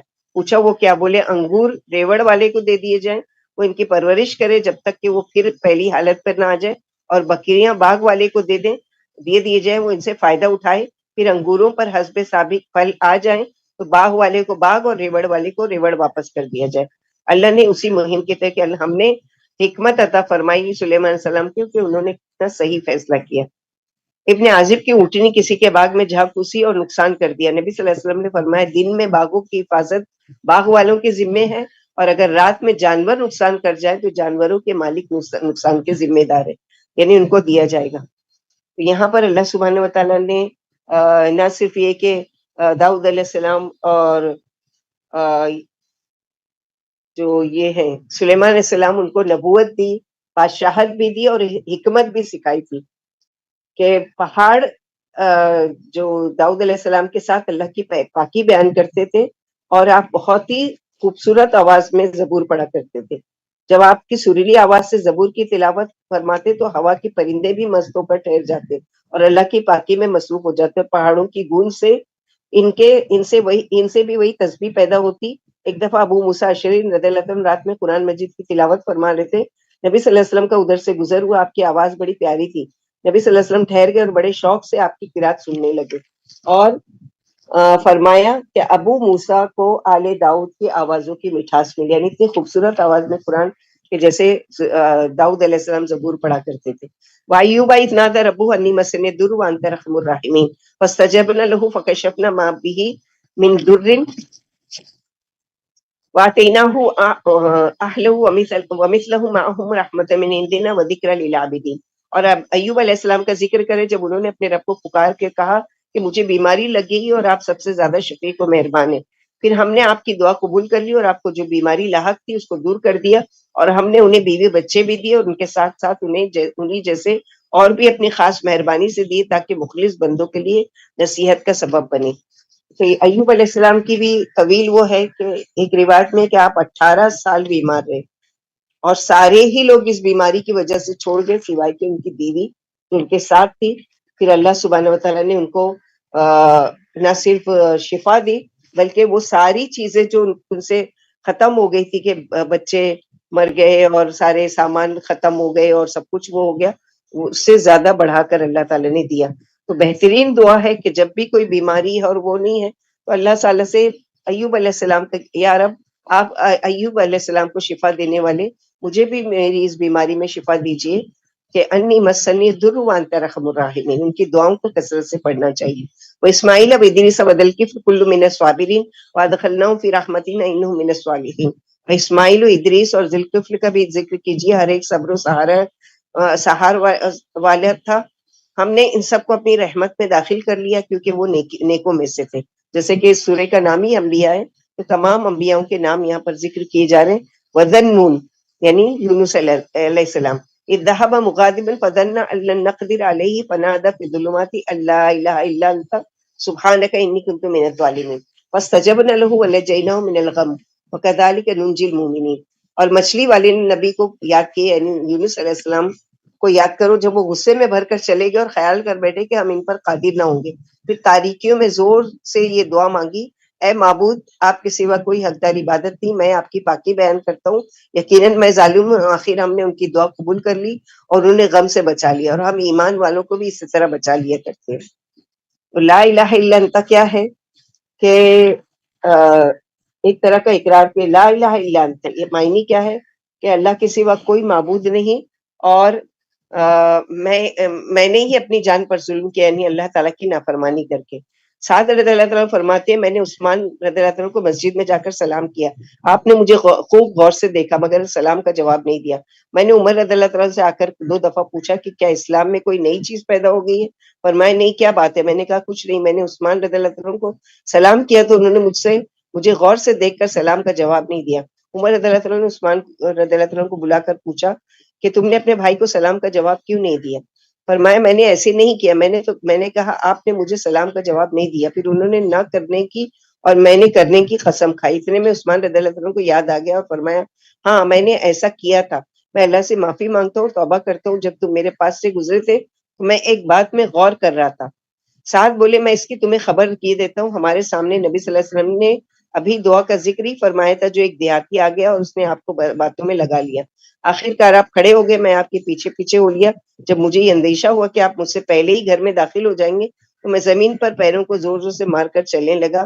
قدموں کی آہٹ سن کر آپ نے مجھے دیکھا اور فرمایا کون؟ ابو اسحاق؟ میں نے کہا جی ہاں، میں ہی ہوں۔ پوچھا کیا بات ہے؟ میں نے کہا کوئی بات نہیں، البتہ آپ نے دعا کا بیان کیا تھا کہ آپ مجھے ایک دعا سکھائیں گے، جو ایک دیہاتی نے آ کر آپ کو باتوں میں لگا دیا۔ فرمایا ہاں، وہ مچھلی والے نبی کی دعا ہے جب وہ مچھلی کے پیٹ میں تھے، لا الہ الا انت سبحانک انی کنت من الظالمین ہے۔ جو مسلمان یہ دعا پڑھ کر اپنے رب سے کچھ مانگے گا یقیناً پالے گا۔ یعنی کتنی بھی غم کا اندھیرا ہو، کتنی بھی بڑی پریشانی ہو، اللہ تعالیٰ سے کثرت سے دعا کرے۔ تو یہاں پر کوئی گنتی نہیں بتائی گئی ہے کہ لوگوں کو جمع کرو اور 1.25 مرتبہ کسی کھجور کے دانے پر پڑھو اور وہ کرو تو تمہاری مشکل دور نہیں، بغیر کسی تعداد کے آپ کثرت سے پڑھ سکتے ہیں جب تک کہ آپ کی پریشانی نہیں دور ہوتی، کہ اللہ تعالیٰ اور وسیلہ بنا کر کے یا رب جس طرح آپ نے مچھلی کے اندھیرے پیٹ سے ایوب علیہ السلام کو نکالا تھا، یونس علیہ السلام کو اس دعا کے ذریعے، اللہ تعالیٰ مجھے بھی اس ہم اور غم پریشانی سے آپ ہی نکال سکتے ہیں، اور یہ وسیلہ بنا کر اللہ سے دعا کر سکتے ہیں لا الہ الا انت سبحانک انی کنت من الظالمین۔ وزکریا اذ نادى ربه ربی لا تذرنی فردا وانت خیر الوارثین فاستجبنا له ووهبنا له یحیی واصلحنا له زوجه انهم كانوا يسارعون في الخيرات ويدعوننا رغبا ورهبا وكانوا لنا خاشعين۔ اور زکریا علیہ السلام کو یاد کیجئے جب انہوں نے اپنے رب کو پکارا کہ اے میرے رب مجھے تنہا نہ چھوڑ اور آپ ہی بہترین وارث ہیں، تو ہم نے اس کی دعا قبول فرما لی اور انہیں یحییٰ ہبہ کر دیا اور ان کی اہلیہ کو ٹھیک کر دیا، کیونکہ یہ لوگ نیکیوں میں سبقت کرنے والے تھے اور اللہ نے ذوق و شوق سے لرزتے ہوئے دعا مانگا کرتے تھے اور ہمارے سامنے عاجزی کا اظہار کرنے والے تھے. تو اللہ سبحانہ و تعالیٰ دعا کا طریقہ بھی سکھا رہے کہ اللہ سبحانہ و تعالیٰ کی بارگاہ میں سب سے پہلے تو کوئی بھی چیز جو امپاسبل ہے زندگی میں وہ بھی مانگی جا سکتی ہے یقین کے ساتھ. اور مانگنے کا طریقہ کیا ہے کہ اللہ سے ذوق اور شوق سے لرزتے ہوئے عاجزی اور انکساری سے اپنے آپ کو بالکل یعنی اس طرح کہ جیسے کوئی فقیر کیسا گڑ گڑا کر اور لوگوں کے وہ کر کے اور کیسی آواز اس کی الگ ہو جاتی ہے، تو ایسے ہی اللہ سبحانہ و تعالیٰ کے ہم کو عاجزی انکساری سے دعا مانگنی چاہیے. پھر مریم علیہ السلام کا سورہ مریم میں ان سب کے واقعات پڑھ چکے. والتی احسن فرجا فنفخنا فیہا من روحنا وجعلناها وابنها آیۃ للعالمین. اور اس عورت کو بھی یاد کرو جس نے اپنی عصمت کی حفاظت کی، یعنی مریم علیہ السلام. پھر ہم نے اس میں اپنی روح پھونک دی اور ہم نے اس کو اور اس کے بیٹے کو دنیا والوں کے لیے ایک نشانی بنا دیا. ان هذه امتکم امۃ واحدۃ وانا ربکم فاعبدونی وتقطعوا امرهم بینهم کل الینا راجعون ومن يعمل من الصالحات وهو مؤمن فلا كفران لسعيه وانا له کاتبون. یقین مانو یہ تم سب کا دین ایک ہی دین ہے اور میں تمہارا رب ہوں، سو میری عبادت کرو. اور لوگوں نے آپس میں اپنے دین کو ٹکڑے ٹکڑے کر ڈالا. ہر فرقہ ہمارے ہی پاس لوٹ کر آئے گا، پھر جو نیک عملوں میں لگا رہے گا اور ایمان والا بھی ہوگا اس کی کوشش کی ناقدری نہیں کی جائے گی، اور ہم اس کے عمل لکھنے والے ہیں. یعنی ہر ایک کے عمل لکھے جا رہے ہیں، جو غلط کر رہے ہیں ان کے بھی، جو صحیح کر رہے ہیں ان کے بھی. پھر فیصلہ تو اللہ سبحانہ و تعالیٰ کیا ہوگا نا کہ کون صحیح ہے اور کون غلط ہے. ہاں صحیح راستہ کون سا ہے اس کے بارے میں ہم کو رہنمائی کی جا چکی ہے کہ جو اللہ سبحانہ و تعالیٰ نے قرآن میں بتایا ہے جس راستے پر چلنے کے لیے، اور جو آپ صلی اللہ علیہ وسلم نے اس راستے پر چل کر بتایا، وہی راستہ سیدھا ہے اور سچا ہے اور وہی اللہ کے یہاں قابل قبول ہے. باقی سارے راستے فرقہ واریت کے سب بٹے ہوئے جو ہیں وہ نقصان دہ ہیں اور پچھتاوے والے ہوں گے اس دن. وحرام علی قریۃ اہلکناها انهم لا يرجون حتى اذا فتحت یاجوج وماجوج وهم من كل حدب ينسلون واقترب الوعد الحق فاذا هي شاخصة ابصار الذين كفروا يا ويلنا قد كنا في غفلة من هذا بل كنا ظالمين. جس بستی کو ہم ہلاک کر چکے اس کے باشندے لوٹ کر نہیں آ سکتے یہاں تک کہ جب یاجوج اور ماجوج کھول دیے جائیں گے اور وہ ہر بلندی سے دوڑتے ہوئے آ کر بکھر جائیں گے اور سچا وعدہ نزدیک آ جائے گا، تو اس وقت اچانک ان کافروں کی نگاہیں اوپر کو چڑھی ہوئی ہوں گی اور ہائے ہائے کر رہے ہوں گے کہ ہم اس سے غفلت میں پڑے ہوئے تھے، بلکہ ہم ہی ظالم تھے.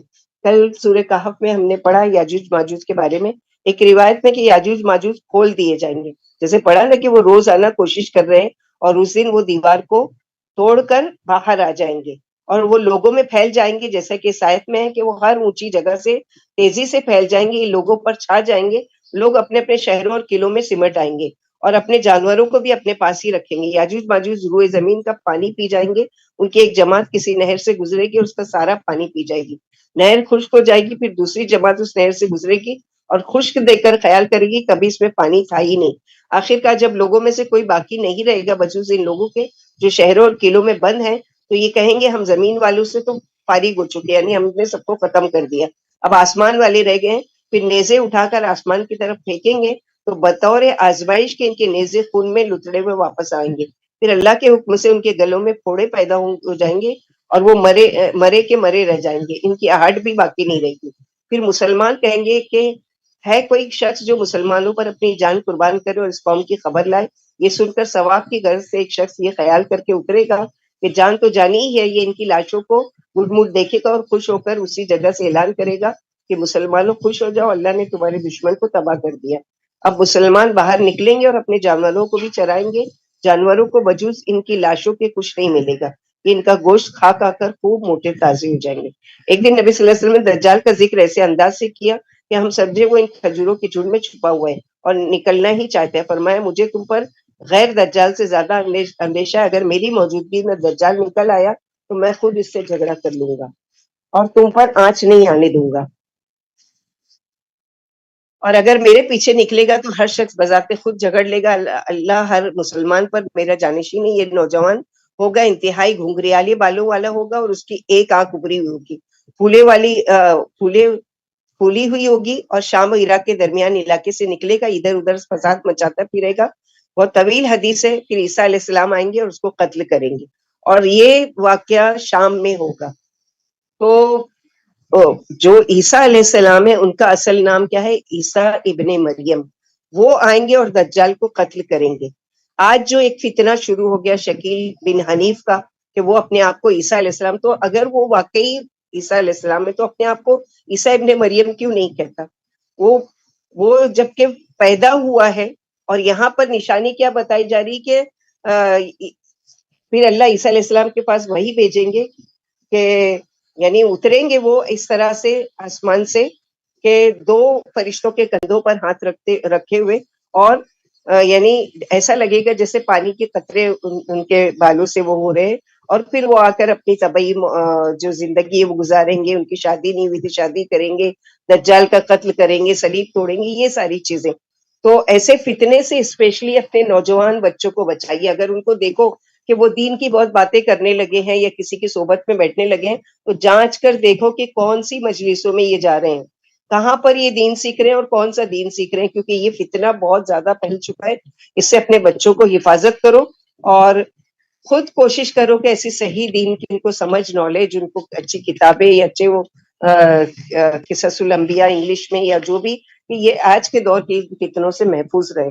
اللہ تعالیٰ ہم سب کی اولادوں کی حفاظت فرمائے، خاص طور پر مسلمانوں کے بچوں کی، کہ اللہ تعالیٰ ان سب فتنوں سے محفوظ رہے، کیونکہ یہ ایک طرح سے اسلام سے خارج ہونے والا، کہ اللہ کے نبی کا انکار کرنا، کہ وہ نبی جو ابھی نہیں آئے ہیں ان کو ماننا کسی انسان کو، کہ وہ تو اپنی جو ان کی زندگی ہے 33 سال میں اٹھا لیے گئے، 33 سال کے نیچے اتریں گے، پیدا نہیں ہوئے ہوں گے کسی کے گھر میں. جو اس طرح کے فتنے پھیلے ہوئے، اللہ تعالیٰ سب کو محفوظ رکھے.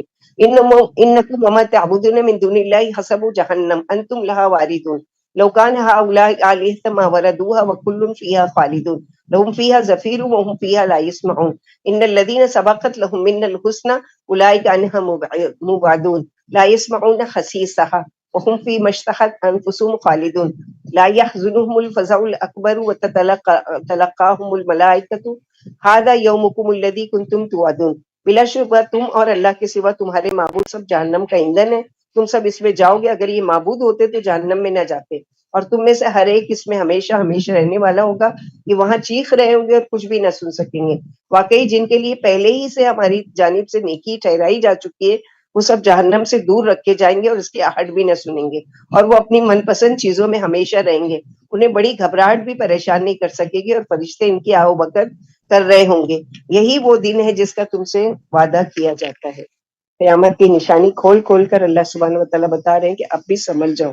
یوم نطوی السماء کطی السجل للکتب کما بدانا اول خلق نعیدہ وعدا علینا انا کنا فاعلین. جس دن ہم آسمان کو کتابوں سے کے دفتروں کے لپیٹنے کی طرح لپیٹ لیں گے، اور جیسے ہم نے شروع میں پیدائش کی تھی اسی طرح ہم اسے لوٹا دیں گے. یہ ہمارے ذمہ وعدہ ہے جسے ہم کر کے ہی رہیں گے. یعنی ایک چھوٹا سا کاغذ کا ٹکڑا اگر وہ لمبا طویل ہو جائے تو اس کو لپیٹتے لپیٹتے کتنا ہم تک جاتے ہیں، لیکن اللہ سبحانہ وتعالیٰ اتنا بڑا آسمان وہ کہہ رہے کہ ایسے لپیٹیں گے کہ جیسے تم کوئی پیپر وغیرہ لپیٹتے ہو، اور اس طرح اللہ کے لیے یہ ساری چیزیں آسان ہیں. وَلَقَدْ كَتَبْنَا فِي الزَّبُورِ مِن بَعْدِ الذِّكْرِ أَنَّ الْأَرْضَ يَرِثُهَا عِبَادِيَ الصَّالِحُونَ إِنَّ فِي هَذَا لَبَلَاغًا لِقَوْمٍ عَابِدِينَ وَمَا أَرْسَلْنَاكَ إِلَّا رَحْمَةً لِلْعَالَمِينَ. ہم نے زبور میں نصیحت کے بعد لکھ دیا کہ زمین کے وارث ہمارے نیک بندے ہی ہوں گے، یقیناً اس میں عبادت گزار بندوں کے لیے کفایت ہے، اور اے نبی ہم نے آپ کو رحمت للعالمین ہی بنا کر بھیجا. ابن عباس کا قول ہے کہ اللہ نے اپنے سابق علم کی جو آسمان و زمین کی پیدائش سے بھی پہلے کا ہے، آسمانی کتابوں میں خبر دی ہے کہ وہ امت محمدیہ ہی کو ملک کا وارث بنائیں گے اور نیک لوگوں کو جنت میں داخل فرمائیں گے. اللہم اجعلنا منہم.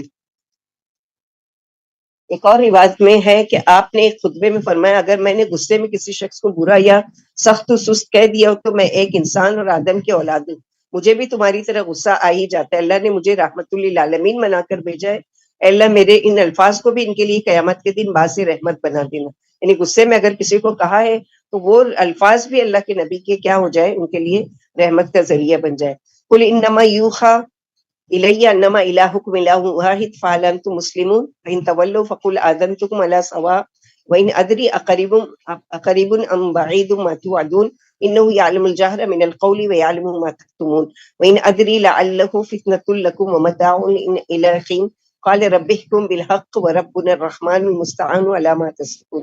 آپ فرما دیجئے کہ میری طرف یہی وحی آئی ہے کہ تمہارا معبود ایک ہی معبود ہے، کہ کیا تم بھی اسے مانتے ہو؟ پھر بھی اگر یہ کترا جائے تو آپ فرما دیجئے کہ میں نے تو تم کو یکساں طریقے سے آگاہ کر دیا، اور مجھے معلوم نہیں کہ جو تم سے وعدہ کیا گیا ہے وہ قریب ہے یا دور ہے۔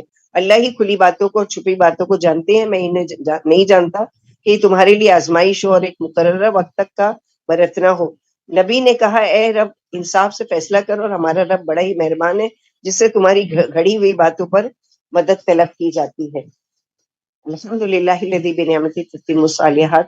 آگے کی سورہ جو ہے وہ سورہ حج ہے، یہی ایک واحد سورہ ہے جس میں 2 مرتبہ سجدے کی آیتیں آئے گی، اور سورہ حج ایک رکن پر یہ کی گئی ہے، یعنی عبادات میں سے ایک فرض عبادت۔ بہت 5 جو ہے عبادتیں، ایک اللہ کو ماننا، کلمہ توحید، پھر نماز کا قائم کرنا، زکوٰۃ دینا، رمضان کے روزے رکھنا اور حج کرنا۔ تو یہ 4 چیزوں پر کوئی سورہ نہیں اتاری گئی، لیکن سورہ حج کے اس بارے میں اتاری کہ اس میں ڈیٹیل میں حج کے مراتب سکھائے گئے ہیں، حج کیوں فرض کیا گیا اور اللہ سبحانہ وتعالیٰ کن لوگوں پر حج فرض کیے ہیں۔ ہم لوگوں نے آل عمران میں اس کے بارے میں پڑھا تھا۔ تو یہاں دیکھتے ہیں کہ بسم اللہ الرحمن الرحیم، یا ایھا الناس اتقوا ربکم ان زلزلۃ الساعۃ شیء عظیم یوم ترونها تذهل كل مرضعة عما ارضعت وتضع كل ذات حمل حملها وترى الناس سکارى وما هم بسکارى ولكن عذاب اللہ شدید۔ لوگوں اپنے رب سے ڈر جاؤ، یاد رکھو قیامت کا زلزلہ بڑی چیز ہے، جس دن تم اسے دیکھ لو گے تو ہر دودھ پلانے والی ماں اپنے بچے سے بے خبر ہو جائے گی، اور ہر حمل والی کا حمل ساقط ہو جائے گا، اور تم لوگوں کو مدہوش دیکھو گے، حالانکہ وہ مدہوش نہیں ہوں گے۔ لیکن اللہ تعالیٰ کا عذاب بڑا سخت ہے، یعنی نشے میں ایسے جھوم رہے ہوں گے حالانکہ وہ نشے میں نہیں ہوں گے۔ تو سورہ حج تو حج کے لیے کے بارے میں ہونا چاہیے، مگر یہاں قیامت کا ذکر کیوں؟ کہ حج بھی کیا ہے، ایک قیامت کی ایک طرح سے ٹریننگ کا طریقہ ہے کہ ہر طرح کے لوگ حج میں جمع ہوں گے، جیسے کہ قیامت کے دن سارے ہی لوگ ایک جگہ اکٹھے ہوں گے، تو ایسے ہی حج میں تمام کنٹریز کے لوگ ایک جگہ جمع ہوتے ہیں۔ پھر حج میں گرمی، ہجوم، لوگوں کا طویل انتظار، عرفات میں ٹھہرنا، شیطان کو کرکری مارنے کے دن ایک لوگوں کا سیلابی ایک سمت حج میں اپنے سامان اپنے گھر والوں سے دور، تو ویسے ہی قیامت کا ایسی ہی ہولناکی ہوگی کہ انسان ہر چیز سے بے پرواہ ہو جائے گا۔ ایک دفعہ نبی صلی اللہ علیہ وسلم نے کسی سفر میں بلند آواز سے سورہ حج کی چند ابتدائی آیتیں پڑھی۔ جب صحابہ کرام نے یہ آیتیں سنی تو اپنی اپنی سواریاں دوڑا کر آپ کے پاس پہنچ گئے، شاید آپ کچھ بیان فرما رہے ہیں۔ پھر جب سب اکٹھے ہو گئے تو آپ نے فرمایا جانتے ہو وہ کیسا دن ہوگا؟ اس دن آدم علیہ السلام کو پکار کر اٹھ کر رب ان سے فرمائیں گے اے آدم جہنم والوں کو جہنم میں بھیج دو۔ عرض کریں گے اے رب جہنمی کون ہے؟ حکم ہوگا کہ 1000 میں سے 999 یعنی 999 صرف ایک جنتی ہے۔ صحابہ کرام یہ بات نہیں سمجھ سکے اور پریشان نظر آئے، فرمایا خوش ہو جاؤ اور عمل کرتے رہو، اس کی قسم جس کے ہاتھ میں محمد صلی اللہ علیہ وسلم کی جان ہے، تم ایسی وہ مخلوق کے ساتھ ہو کہ وہ جس قوم کے ساتھ ہوتی ہے ان کی تعداد بڑھا دیتی ہے۔ یعنی یاجوج ماجوج مردوں اور شیطان کی اولاد کے ساتھ یہ سن کر صحابہ کی پریشانی دور ہوئی، پھر فرمایا خوش ہو جاؤ اور عملوں میں مصروف رہو، اس کی قسم جس کے ہاتھ میں محمد صلی اللہ علیہ وسلم کی جان ہے، تمہاری مثال لوگوں میں ایسی ہے جیسے اونٹ کے جسم میں سفید داغ یا جانوروں کے ہاتھ میں کوئی نشان نہیں۔ عائشہ صدیقہ فرماتی ہے میں نے نبی صلی اللہ علیہ وسلم سے پوچھا کہ قیامت کے دن کوئی دوست اپنے دوست کو بھی یاد کرے گا؟ فرمایا عائشہ 3 موقعوں پر کوئی کسی کو یاد نہیں کرے گا، جب اعمال نامے تولے جا رہے ہوں گے، جب تک کہ پلہ اس کا نیکی کی طرف جھک نہیں جاتا، وہ یا اٹھ نہیں جاتا، پھر اعمال نامے جب لوگوں کے ہاتھ میں دیے جا رہے ہوں گے تو یا تو بائیں ہاتھ میں آئے گا یا یہ دائیں ہاتھ میں، اور تیسری جگہ جب جہنم سے گردن نکلے گی اور جہنمیوں پر بکھرے گی اور انہیں اپنی زد میں لے لینا چاہے گی اور اعلان کرے گی کہ میں 3 شخصوں پر مسلط کی گئی ہوں، 3 دفعہ یہی کہے گی میں مشرک پر، منکر آخرت پر اور ہر سخت گیر سرکش پر مسلط ہوں، پھر انہیں اپنی لپیٹ میں لے کر جہنم کی گہرائیوں میں پھینک دے گی۔ جہنم پر ایک پل ہوگا جو بال سے زیادہ باریک اور تلوار سے زیادہ تیز ہوگا، اس پر آنکڑے ہوں گے اور جو انہیں پکڑ لیں گے، جن کے پکڑ لینے کا اللہ نے حکم دیا ہوگا، کچھ لوگ اس سے بجلی کی طرح گزر جائیں گے، کچھ پلک جھپکتے مدت میں، کچھ تیز ہوا کی طرح، کچھ عمدہ گھوڑوں کی طرح، کچھ عمدہ اونٹوں کی طرح، اور کچھ فرشتے دعا کر رہے ہوں گے اے رب بچا لے، یا رب سلم یا رب سلم. پھر کوئی تو صحیح سالم بچ کر نکل جائے گا اور کوئی زخمی ہو کر بچ جائے گا اور کوئی منہ کے بل جہنم میں گر جائے گا. یعنی اتنی ہولناکی کا دن ہوگا کہ انبیاء بھی وہاں پر کھڑے ہو کے رب سلیم پکار رہے ہوں گے، تو ہم کہاں ہوں گے؟ ربنا اتمم لنا نورنا واغفر لنا انک علی کل شیء قدیر. اللہ تعالیٰ بہت آسانی کے ساتھ پہلے جو گزرنے والے ہیں ان کے ساتھ اللہ تعالیٰ ہم سب کو پل صراط سے گزارے، آمین یا رب.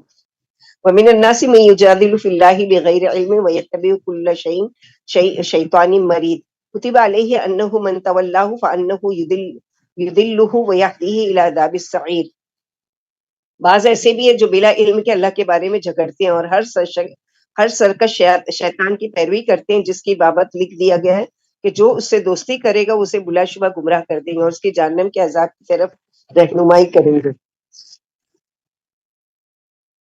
یا ایھا الناس ان کنتم فی ریب من البعث فإنا خلقناکم من تراب ثم من نطفة ثم من علقة ثم من مضغة مخلقة وغیر مخلقة لنبین لکم ونقر فی الارحام ما نشاء إلى أجل مسمى ثم نخرجكم طفلا ثم لتبلغوا أشدكم ومنكم من يتوفى ومنكم من يرد إلى أرذل الأمور لكي لا يعلم من بعد علم شيئا وترى الأرض حامدة فإذا أنزلنا عليها الماء اهتزت وربت وأنبتت من كل زوج بهيج ذلك بأن الله هو الحق وأنه يحيي الموتى وأنه على كل شيء قدير وأن الساعة آتية لا ريب فيها وأن الله يبعث من في القبور. لوگوں اگر تم کو زندگی بعد الموت میں کچھ شک ہے تو دیکھو ہم نے تو تم کو مٹی سے، پھر نطفے سے، پھر علقہ سے، پھر پورے یا ادھورے لوتھڑے سے پیدا کیا تاکہ ہم تم پر ظاہر کر دیں، اور ہم جسے چاہتے ایک مقررہ وقت تک ماں کے پیٹ میں ٹھہرا رکھتے ہیں، پھر ہم بچہ بنا کر باہر لے آتے ہیں تاکہ تم اپنی پوری جوانی کو پہنچو، اور بعض تم میں سے مر جاتے ہیں اور بعض ردی عمر کو پہنچ جاتے ہیں تاکہ علم کے بعد بے علم بن جائے. اور تم زمین خشک دیکھتے ہو، پھر جب ہم اس پر مے برسا دیتے تو وہ ابھر آتی ہے اور پھلتی پھولتی ہے اور ہر طرح کی رونق والی پوٹیاں اگاتی ہے. اس واسطے اللہ ہی سچا ہے، وہی مردے زندہ کر سکتے ہیں اور وہی ہر چیز پر قادر ہے، اور قیامت آنے والی ہے جس میں کوئی شک نہیں، اور بلا شبہ اللہ قبر والوں کو زندہ کر کے اٹھائیں گے.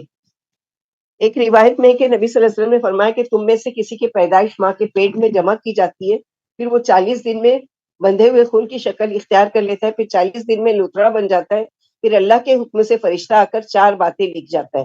اب یہ جو 40 کے 120 دن ہو گئے، اس میں اگر کوئی کوشش کرتا ہے کہ وہ ابورٹ کر رہا ہے تو پھر یاد رکھو، کیونکہ یہاں پر اس کے فرشتہ آ کر اس کی روح پھونک رہا ہے اس میں اور اس کی باتیں لکھ رہا ہے. اس کی روزی لکھی جاتی ہے، وہیں عمل، موت، اچھا یا برا، پھر اس میں روح پھونک دی جاتی ہے. عبداللہ رضی اللہ عنہ فرماتے جب عمل قرار پا جاتا ہے تو فرشتہ نطفے کو اپنے ہاتھ میں لے کر رب سے کہتا ہے یہ شکل ہوا والا ہوگا یا نہ ہوگا. اگر یہ جواب مل جاتا ہے کہ شکل والا نہیں ہوگا تو اس میں جان نہیں پڑتی اور وہ ساقط ہو جاتا ہے اور خود سے، یعنی وہ اس کا حمل ساقط ہو جاتا ہے.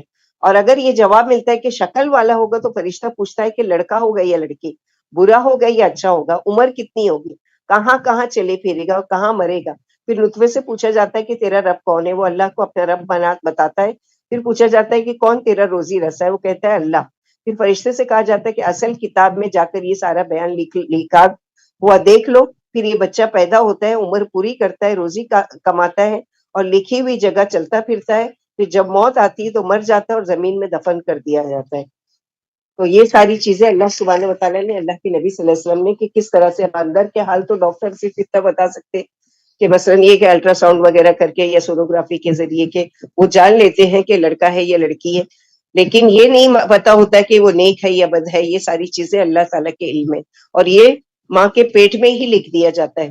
لیکن تو پھر جیسے صحابہ کرام کو تعجب ہوا جب لکھ دیا گیا کہ وہ نیک ہوگا بد، تو پھر عمل کرنے کا کیا فائدہ. تو اللہ کے رسول صلی اللہ علیہ وسلم نے فرمایا تمہاری ذمہ داری ہے کہ تم عمل کرتے رہو، اور اللہ سبحانہ و تعالیٰ سے اگر اپنے اندر کوئی خرابی اور برائی دیکھو تو اس کی اصلاح کی کوشش کرو اور اللہ تعالیٰ سے ہدایت مانگو.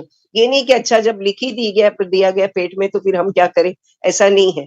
بلکہ اگر ایسا ہوتا تو پھر کتاب اتارنے اور رسولوں کو بھیجنے کی ضرورت ہی نہیں رہتی. ومن الناس من يجادل في الله بغير علم ولا هدى ولا كتاب منير ثاني يطفي ليضل عن سبيل الله له في الدنيا خزي ونذيقه يوم القيامة عذاب الحريق ذلك بما قدمت يداك وأن الله ليس بظلام للعبيد. اور بعض لوگ ایسے بھی ہیں جو اللہ کے بارے میں بغیر کسی علم کے، بغیر کسی دلیل کے اور بغیر کسی روشن کتاب کے غرور کرتے ہیں، جھگڑتے ہیں تاکہ اللہ کی راہ سے بے راہ رکھ کر دیں۔ ایسے لوگوں کے لیے دنیا میں بھی رسوائی اور ہمیں قیامت کے دن بھی جلن والا عذاب چکھائیں گے۔ اس سے کہا جائے گا کہ یہ عذاب ان عملوں کی بنا پر ہے جو تو آگے بھیج چکا ہے، اور اللہ بندوں پر ظلم نہیں کرتے۔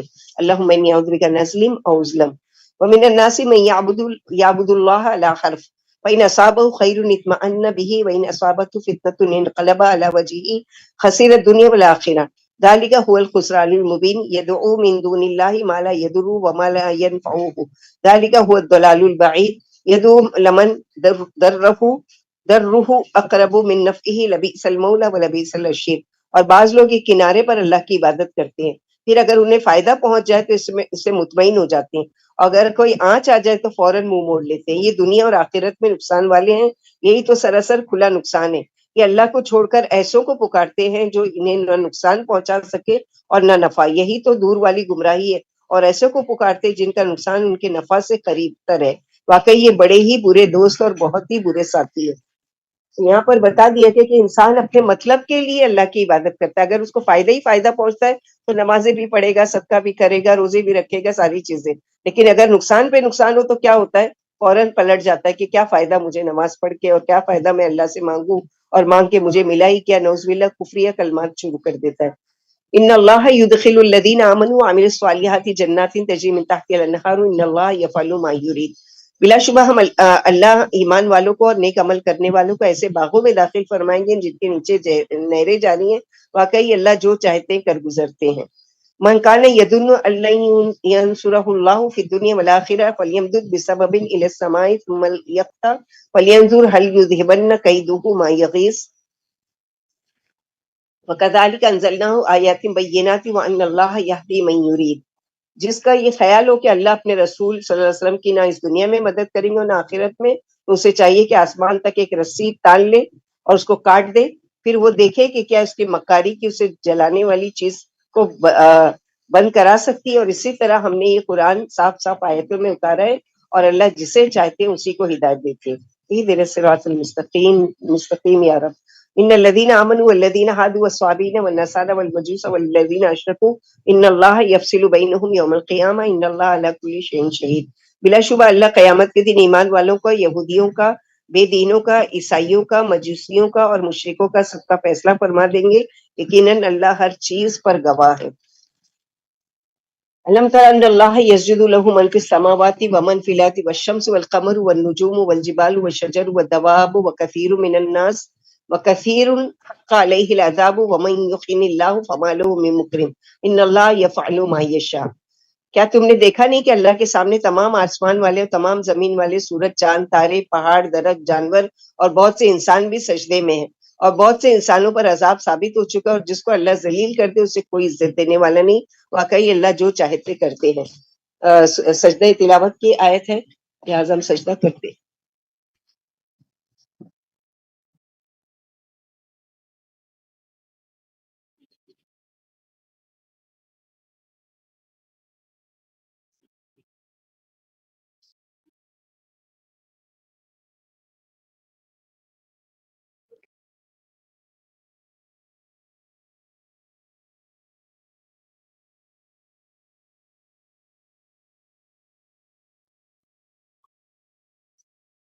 ایک شخص نے نبی صلی اللہ علیہ وسلم سے کہا کہ میں نے رات کو خواب میں دیکھا کہ میں ایک درخت کے پیچھے نماز پڑھ رہا ہوں، میں نے جو سجدہ کیا تو اس درخت نے بھی سجدہ کیا، اور میں نے اسے سجدے میں ہی دعا پڑھتے ہوئے سنا، یعنی درخت دعا کر رہا ہے سجدے میں، اللہم اکتب لی بہا عندک اجرا ودع عنی بہا وزرا واجعلها لی عندک ذخرا وتقبلها منی کما قبلتها من عبدک داؤد۔ اے اللہ میرے لیے اس سجدے کے بدلے اپنے پاس اجر لکھ لیجیے، میرے گناہ مٹا دیجیے، اس کا اپنے پاس ذخیرہ رکھیے اور یہ سجدہ قبول فرمائیے جیسے آپ نے اپنے بندے داؤد علیہ السلام سے قبول کیا تھا۔ ابن عباس فرماتے اس کے بعد آپ نے سجدے کی آیت پڑھ کر جو سجدہ کیا جس میں درخت والی یہی دعا پڑھی۔ نبی صلی اللہ علیہ وسلم نے فرمایا جب انسان سجدے کی آیت پڑھتا ہے تو شیطان روتا ہوا الگ ہو جاتا ہے اور کہتا ہے کہ ہائے میری شامت، انسان کو سجدے کا حکم ہوا تو اس نے سجدہ کر لیا اور جنت کا وارث بن گیا، مجھے بھی سجدے کا حکم ہوا لیکن میں نے انکار کیا اور اب میرے لیے جہنم ہے۔ تو سورہ حج کے دونوں سجدے پڑھ کر سجدہ کیا اور فرمایا کہ یہ اپنے دو سجدوں کی وجہ سے دوسری صورتوں سے افضل ہے، یعنی یہی ایک صورت ہے جس میں 2 مرتبہ سجدے کی آیت آئے گی۔ یہاں جو تسبیحات کا ذکر کیا گیا، سجدے کا ذکر کیا گیا کہ سارے جھکے ہوئے ہیں اللہ کے آگے، اور اللہ تعالیٰ کے نزدیک سب سے پسندیدہ عمل جو ہے وہ سجدہ ہے۔ رسول اللہ صلی اللہ علیہ وسلم کے آزاد کردہ غلام صوبان سے کسی نے پوچھا کہ آپ مجھے کسی ایسے عمل کے بارے میں بتائیں جس کے کرنے سے اللہ مجھے جنت میں داخل کر دے، تو میں نے 3 بار یہی سوال کیا، تو انہوں نے جواب دیا میں نے نبی صلی اللہ علیہ وسلم سے بھی یہی سوال کیا تھا، تو آپ صلی اللہ علیہ وسلم نے فرمایا تم پر اللہ کے لیے سجدوں کی کثرت لازم ہے، تم جب بھی کوئی سجدہ کرتے ہو تو اس سجدے کی وجہ سے تمہارا ایک درجہ بڑھا دیتے ہیں اور اس کے ذریعے سے تمہاری خطائیں مٹا دیتے ہیں۔ آج کل موسم بھی ہے رمضان کا، خوب خوب سجدہ کریں، سجدہ تلاوت ہے، سجدہ شکر ہے، دن بھر کی فرض نمازیں ہیں، سنت ہے، تراویح کی نماز ہے، سحری کے وقت جو اللہ توفیق دے، اشراق کی نماز، چاشت کی نماز، تو خوب خوب سجدہ کرنے کی کوشش کریں، یہ اللہ کے قرب کا ذریعہ ہے۔ ایک اور روایت میں آتا ہے کہ 2 شخص ایک ہی دن مسلمان ہوئے، ایک شخص ان میں سے شہید ہو گیا، دوسرا اپنے ساتھی کے دنیا کے رخصت ہونے کے 1 سال کے بعد طبعی موت مرا، تو حضرت طلحہ نے خواب میں دیکھا کہ جو بعد میں فوت ہوا ہے وہ جنت میں پہلے داخل ہو رہا ہے، شہید پیچھے رہے، تو وہ بڑے پریشان ہوئے کہ ہم نے تو شہید کا درجہ زیادہ بڑا سمجھا تھا، تو طلحہ رضی اللہ تعالیٰ نبی صلی اللہ علیہ وسلم کے پاس آئے، اپنا خواب بیان کیا، تو آپ صلی اللہ علیہ وسلم نے فرمایا تمہیں اس بات سے تعجب ہے، کیا تم نہیں جانتے کہ اس نے 1 سال میں کتنے سجدے کیے، کتنی نمازیں پڑھی اور کتنے روزے رکھے اور کتنی نیکیاں کی ہوں گی، جس کے بدلے میں اللہ سبحانہ وتعالیٰ شہید سے پہلے اس کو جنت میں داخل کر دیں۔ حدیث میں آتا ہے کہ آگ ابن آدم کے ہر عضو کو کھا لے گی سوائے سجدے کی جگہ کے، اگر کوئی نمازی تھا اور اپنے گناہوں کی وجہ سے جہنم میں ڈالا بھی گیا تو بھی سجدے کی جگہ کو آگ اس کی نہیں چھوئے گی، یعنی جس پیشانی پہ وہ سجدہ کیا کرتا تھا۔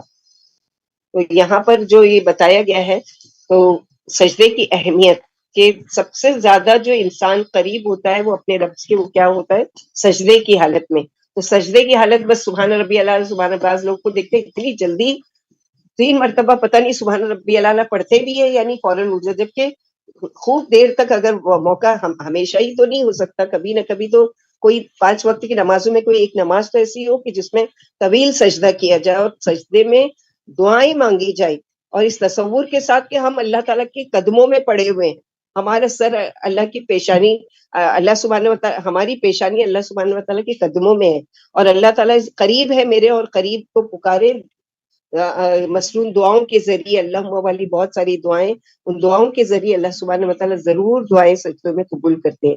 ہذان خصمان اختصموا فی ربهم فالذین کفروا قطعت لهم ثیاب من نار یصب من فوق رؤوسهم الحمیم یصہر به ما فی بطونهم الجلود ولهم مقامع من حدید كلما ارادوا ان یخرجوا منها من غم اعیدوا فیها وذوقوا عذاب الحریق۔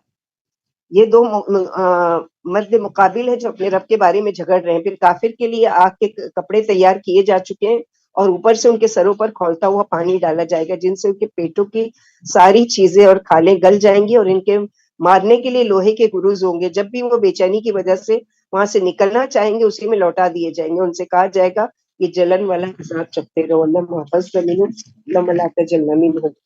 نبی صلی اللہ علیہ وسلم نے فرمایا کہ یہ کھولتا ہوا پانی جب ان کے سروں پر ڈالا جائے گا تو کھوپڑیوں میں گھس کر پیٹ میں جائے گا، تمام احشاء یعنی ان کے اندر کے جتنے بھی اعضاء ہیں ان کو نکال کر پیروں میں پھینک دے گا، پھر انسان پہلی حالت میں آئے گا، پھر سے اس کو عذاب ہوگا۔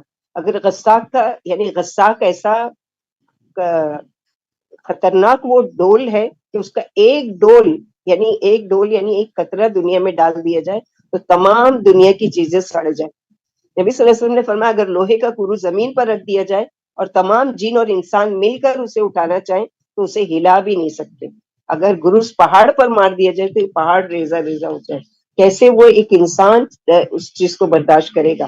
تو یاد رکھیے کہ جہنمیوں کے جسم بھی ویسے ہی ان کے سزا کے لیے بڑھا دیے جائیں گے، یعنی خوب لمبے چوڑے ہوں گے، اور خوب یعنی ایک کندھے سے خالی گردن تک کا فاصلہ کتنا ہوگا، 40 سال کی مسافت، اتنا بڑا اس کا جسم ہو جائے گا اور اتنی بڑی سزا دی جائے گی۔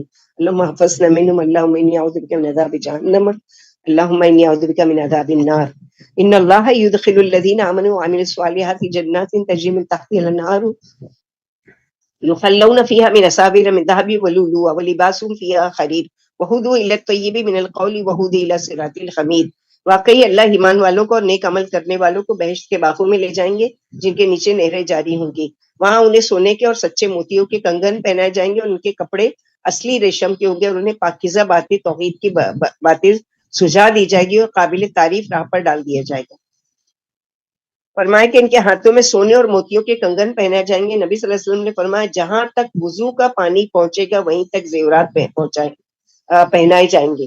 جب آپ صلی اللہ علیہ وسلم نے یہ خوشخبری سنائی کہ تم کو سونے یعنی جہاں تک تمہارا وضو کا پانی جاتا ہے وہاں تک سونے کے کنگن پہنائے جائیں گے تو صحابہ کرام بڑھ کر آگے تک یعنی کونی سے اور اوپر تک کا ٹکنوں سے اور اوپر تک کا تاکہ وہاں تک یعنی ان کو یقین تھا نا اللہ کے رسول صلی اللہ علیہ وسلم کی بات پر کہ ہاں ہمارے ساتھ ایسا ہوگا, ہم کو یہ چیزیں ملیں گی.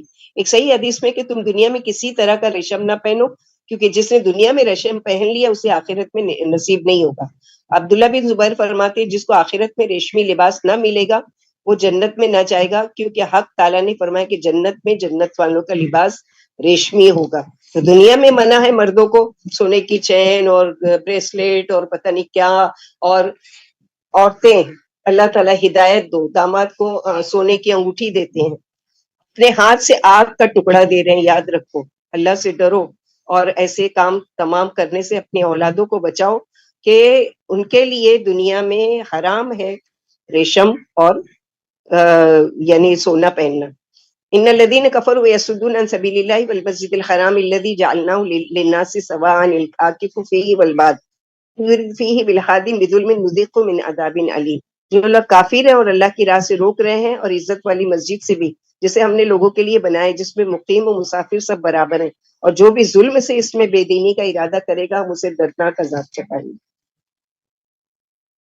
ابن مسعود فرماتے اگر کوئی شخص حرم میں ظلم سے گناہ کا ارادہ کرے اگرچہ ابھی وہ ادنی میں ہو تو اللہ اسے دردناک عذاب چاہے. یعنی اللہ کے گھر کے اس میں اگر کوئی ارادہ بھی ظلم کے ساتھ کرتا ہے تو اللہ سبحانہ وتعالیٰ اس کی پکڑ کریں گے. وَإِذْ بَوَّأْنَا لِإِبْرَاهِيمَ مَكَانَ الْبَيْتِ أَلَّا تُشْرِكْ بِي شَيْئًا وَطَهِّرْ بَيْتِي لِلطَّائِفِينَ وَالْقَائِمِينَ وَالرُّكَّعِ السُّجُودِ وَأَذِّنْ فِي النَّاسِ بِالْحَجِّ يَأْتُوكَ رِجَالٌ وَعَلَى كُلِّ ضَامِرٍ يَأْتِينَ مِنْ كُلِّ فَجٍّ عَمِيقٍ. اب حج کے اعلان کا طریقہ بتایا جا رہا ہے, حج کرنے کی ساری چیزیں.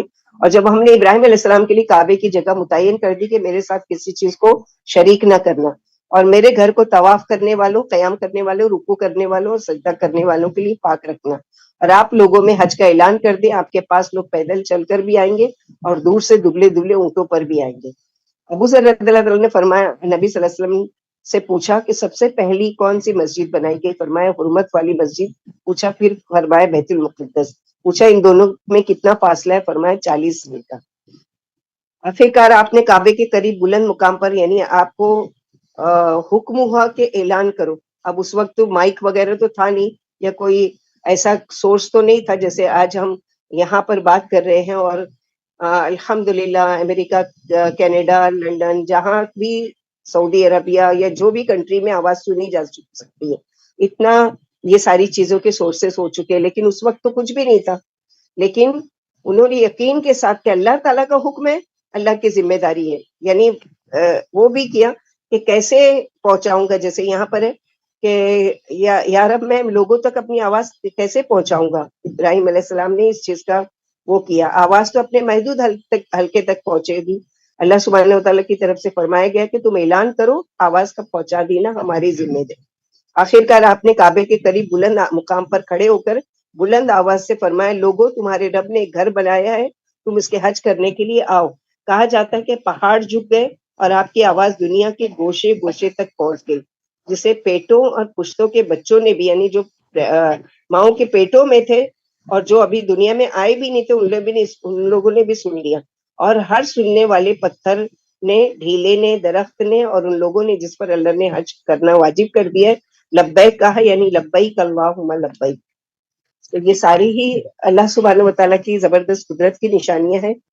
لِيَشْهَدُوا مَنَافِعَ لَهُمْ وَيَذْكُرُوا اسْمَ اللَّهِ فِي أَيَّامٍ مَّعْلُومَاتٍ عَلَىٰ مَا رَزَقَهُم مِّن بَهِيمَةِ الْأَنْعَامِ فَكُلُوا مِنْهَا وَأَطْعِمُوا الْبَائِسَ الْفَقِيرَ ثُمَّ لِيَقْضُوا تَفَثَهُمْ وَلْيُوفُوا نُذُورَهُمْ وَلْيَطَّوَّفُوا بِالْبَيْتِ الْعَتِيقِ, تاکہ اپنے فائدے حاصل کرنے کے لیے آ جائیں اور مقررہ دنوں میں اللہ کے نام کا ذکر کریں. یعنی ایام حج جو ہے ان دنوں میں اللہ کا ذکر کریں، اس نے انہیں پالتو جانور عطا فرمائے، سو تم ان میں سے خود بھی کھاؤ اور بدحال فقیر کو بھی کھلاؤ، پھر اپنا میل کچیل دور کرو اور اپنی منتیں پوری کرو، اس پرانے گھر کا طواف کرو۔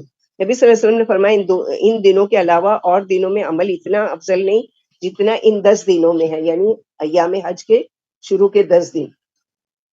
صحابہ نے پوچھا اللہ کی راہ کا جہاد بھی نہیں؟ فرمایا نہ، اللہ کی راہ کا جہاد ہاں جو شخص جان و مال لے کر نکلا اور کچھ بھی لے کر نہیں لوٹا بلکہ شہید ہو گیا، شاید یہ عمل ان دونوں کے عمل کے برابر ہی کر سکے۔ ان 10 دنوں سے بڑھ کر دوسرے ایسے دن نہیں جن میں عمل اللہ کے نزدیک عظیم بھی ہو اور بہت محبوب بھی، لہٰذا کثرت سے ان دنوں میں لا الہ الا اللہ، اللہ اکبر اور الحمدللہ پڑھنا چاہیے۔ ابن عمر اور ابو ہریرہ ان دنوں میں بازاروں میں جا جا کر تکبیریں پڑھا کرتے تھے، ان کی دیکھا دیکھی لوگ بھی۔ یہ وہی عشرہ ہے جس کے اللہ نے قرآن میں قسم کھائی ہے، والفجر ولیال عشر۔ اس عشرے کے روزے رکھا کرتے تھے آپ صلی اللہ علیہ وسلم۔ اس عشرے میں عرفہ کا دن بھی آتا ہے جس کے بارے میں ہے کہ نبی صلی اللہ علیہ وسلم سے عرفہ کے روزے کے بارے میں پوچھا گیا، فرمایا میں اللہ سے اس کے ثواب کا امیدوار ہوں کہ وہ اس سے گزشتہ سال کے اور آئندہ سال کے گناہ مٹا دیتے ہیں۔ اسی عشرے میں یوم النحر بھی ہے جو حج اکبر کا دن ہے، اور حدیث سے ثابت ہے کہ اللہ کے نزدیک یہ دن بہت بڑی فضیلت والا ہے۔ بہرحال یہ عشرہ سال بھر کے دنوں میں افضل ہے۔ ابن عمر فرماتے ہیں ایام معلومات سے ذی الحجہ کی 10، 11، 12 تاریخیں ہیں مراد، اور ایام معدودات سے 11، 12، 13 تاریخیں مراد ہے، لہٰذا ایام معلومات 4 دن ہوئے، 10، 11، 12، 13۔ پالتو جانوروں سے اونٹ، بیل اور بکری وغیرہ مراد ہے، جیسا کہ انعام میں ثمانیۃ ازواج میں اس کی تفصیل گزر چکی ہے۔ تو یہ ساری کیا ہے کہ قربانی بھی کرو، حج کے ایام بھی پورے کرو اور اللہ کا ذکر کثرت سے کرو۔ ذالک ومن یعظم حرمات اللہ فهو خیر له عند ربہ وأحلت لكم الأنعام إلا ما يتلى عليكم فاجتنبوا الرجس من الأوثان واجتنبوا قول الزور حنفاء لله غير مشركين به ومن يشرك بالله فكأنما خر من السماء فتخطفه الطير أو تهوي به الريح في مكان سحيق۔ حکم تو یہ ہے کہ اللہ کے حرمت والے احکام کی تعظیم کرے گا، تو اللہ کے حکم کی تعظیم کرے گا تو یہ اس کے رب کے پاس اس کے لیے بہتر ہے، اور تمہارے لیے چوپائے جانور حلال کر دیے گئے علاوہ ان کے جو تمہارے سامنے بیان کر دی گئے، لہٰذا بتوں کی گندگی سے اور جھوٹی باتوں سے بچو، بس اللہ کے ہو کر رہو اور اس کے ساتھ کسی کو شریک نہ کرو، اور جو اللہ کے ساتھ شرک کرتا ہے گویا وہ آسمان سے گر پڑا، پھر خواہ پرندے اس کی بوٹیاں نوچ لیں یا اسے ہوا کسی دور جگہ لے جائے، یعنی اللہ کی حفاظت میں نہیں رہتا ایسا شرک کرنے والا۔ نبی صلی اللہ علیہ وسلم نے فرمایا کیا میں تمہیں بڑے گناہوں میں سے سب سے بڑا گناہ نہ بتاؤں؟ ہم نے کہا اللہ کے رسول ضرور بتائیے۔ فرمایا اللہ کے ساتھ شرک کرنا اور ماں باپ کی نافرمانی کرنا۔ آپ ٹیک لگائے ہوئے بیٹھے تھے، ایک دم سیدھے بیٹھ گئے، خوب ہوشیاری سے سن لو۔ جھوٹی گواہی بار بار یہی فرماتے رہے یہاں تک کہ ہمیں خواہش ہوئی کاش کہ آپ خاموش ہو گئے۔ ایک دفعہ خطبے میں فرمایا لوگوں جھوٹی گواہی شرک کے برابر ہے۔ پھر فاجتنبوا الرجس من الاوثان واجتنبوا قول الزور، ایک روایت میں آپ نے صبح کی نماز پڑھ کر خطبہ دیا جس میں یہ فرمایا تھا ذالک ومن یعظم شعائر اللہ فإنها من تقوی القلوب لکم فیہا منافع الی اجل مسمى ثم محلها الی البیت العتیق۔ اور حکم تو یہ ہے کہ جو اللہ کی نشانیوں کی عظمت برقرار رکھے تو اس کے دل کی پرہیزگاری کی بات ہے۔ ان قربانیوں میں تمہارے لیے ایک مقرر مدت تک کے لیے فائدے ہیں، پھر ان کے حلال ہونے کی جگہ بیت اللہ ہے۔ نبی صلی اللہ علیہ وسلم نے مندرجہ ذیل جانوروں کی قربانی سے منع فرمایا، جس کا جڑ سے کان کٹا ہوا ہو، جس کا جڑ سے سینگ ٹوٹ گیا ہو، جو کانا ہو، جو کمزوری کی وجہ سے ریوڑ کے پیچھے رہ جاتا ہو، اور جو لنگڑا ہو۔ ان عیبوں کی وجہ سے قربانی ناجائز ہے۔ اگر قربانی کا جانور متعین کرنے کے بعد کوئی عیب لاحق ہو جائے تو اس میں کوئی حرج نہیں، یعنی آپ نے صحیح سالم اچھا جانور لے کر آئے، اب آ کے اس کا پیر ٹوٹ گیا یا وہ بیمار ہو گیا یا جو بھی ہے تو اس میں کوئی حرج نہیں ہے۔ ابو سعید فرماتے ہیں میں نے قربانی کے لیے ایک مینڈا خرید لیا، پھر بھیڑیے نے حملہ کر کے اس کے یعنی اس کا گوشت اتار دیا۔ میں نے نبی صلی اللہ علیہ وسلم سے فتویٰ پوچھا، فرمایا جائز کر لو۔ اسی وجہ سے حدیث میں ہے کہ آپ نے قربانی کا جانور دیکھ بھال کر خریدنے کا حکم دیا۔ نتیجہ یہ نکلے کہ قربانی کا جانور موٹا، تازہ، خوبصورت اور قیمتی ہونا چاہیے۔ ابن عمر رضی اللہ عنہ فرماتے ہیں عمر رضی اللہ عنہ نے ایک عمدہ اونٹ قربانی کے لیے متعین فرمایا، پھر اس کے 300 دینار ملنے لگے۔ آپ نے نبی صلی اللہ علیہ وسلم سے فتویٰ پوچھا کیا میں اس کو بیچ کر کئی اونٹ خرید کر اللہ کی راہ میں قربانی کر دوں؟ فرمایا نہیں، اسی کی قربانی کرو کیونکہ تم نے اس کو خریدا ہے قربانی کی نیت سے۔ اور حضرت علی فرماتے نبی صلی اللہ علیہ وسلم نے ہمیں حکم دیا کہ قربانی کے جانوروں کی آنکھیں اور کان وغیرہ دیکھ بھال لیا کرو، اور اس جانور کی قربانی نہ کرو جس کے آگے سے یا پیچھے سے کٹے ہوئے کان ہو، یا لمبائی میں چرے ہوئے ہوں یا سوراخ والے ہوں، کیونکہ وہ سارے بتوں کے نام پر کاٹے اور وہ سب کیے جاتے تھے نا۔ تو آج بھی ایسے کوئی عیبدار جانور جو ہیں اس کی قربانی نہیں جائز ہے. وَلِكُلِّ أُمَّةٍ جَعَلْنَا مَنْسَكًا لِيَذْكُرُوا اسْمَ اللَّهِ عَلَىٰ مَا رَزَقَهُم مِّن بَهِيمَةِ الْأَنْعَامِ فَإِلَٰهُكُمْ إِلَٰهٌ وَاحِدٌ وَلَهُ أَسْلِمُوا وَبَشِّرِ الْمُخْبِتِينَ الَّذِينَ إِذَا ذُكِرَ اللَّهُ وَجِلَتْ قُلُوبُهُمْ وَالصَّابِرِينَ عَلَىٰ مَا أَصَابَهُمْ وَالْمُقِيمِي الصَّلَاةَ وَمِمَّا رَزَقْنَاهُمْ يُنْفِقُونَ. ہم نے ہر قوم کی عبادت کے طریقے مقرر کر دیے تاکہ وہ اللہ کے دیے ہوئے چوپائے جانوروں پر اللہ کا نام لے. لہٰذا تمہارا معبود ایک ہی معبود ہے، اسی کی فرما بردار رہو اور آپ عاجزی کرنے والوں کو خوشخبری سنا دے جن کے دل اللہ کے ذکر کے وقت لرز جاتے ہیں، اور مصائب پر صبر کرنے والوں کو بھی اور نماز قائم رکھنے والوں کو بھی اور ہماری دی ہوئی روزی میں سے خرچ کرنے والوں کو بھی. نبی صلی اللہ علیہ وسلم کے پاس دو چتکبرے اور سینگوں والے مینڈھے لائے گئے. آپ نے ان کی گردن پر پاؤں رکھ کر بسم اللہ واللہ اکبر کہہ کر انہیں ذبح کیا. صحابہ فرماتے ہیں اللہ کے رسول یہ قربانیاں کیا ہیں؟ فرمایا تمہارے باپ ابراہیم علیہ السلام کی سنت ہے. پوچھا ان سے ہمیں کیا ملے گا؟ فرمایا ہر بال کے بدلے ایک نیکی. پوچھا اور ان کے بدلے؟ فرمایا ہر ان کے بدلے بھی ایک نیکی ملے گی، کیونکہ بکریوں سے زیادہ اون کے بال ہوتے ہیں، تو اون کی بھی قربانی، اگر بھیڑ کی بھی قربانی کرتے ہیں اور ان سے جو اون ہے تو اس کے برابر، یعنی کتنا زیادہ. اسی لیے کہا گیا نا کہ اس دن کا افضل عمل جو ہے وہ کیا ہے؟ قربانی کرنا. والبدن جعلناها لكم من شعائر الله لكم فيها خيرا فاذكروا اسم الله عليها صوافا فإذا وجبت جنوبها فكلوا منها واتموا القانع والمعتر كذلك سخرناها لكم لعلكم تشكرون. اور ہم نے قربانی کے اونٹوں کو تمہارے لیے اللہ کے نشانات مقرر کر دیے، ان میں تمہارے لیے بھلائی ہے، پھر انہیں کھڑا کر کے اللہ کا نام لے کر نہر کرو. پھر جب ان کی کروٹیں زمین سے لگ جائے تو ان میں سے کھاؤ اور نہ مانگنے والے اور مانگنے والے دونوں کو کھلاؤ. اسی طرح ہم نے انہیں تمہارے تابعدار بنا کر رکھا ہے تاکہ تم شکر کرو.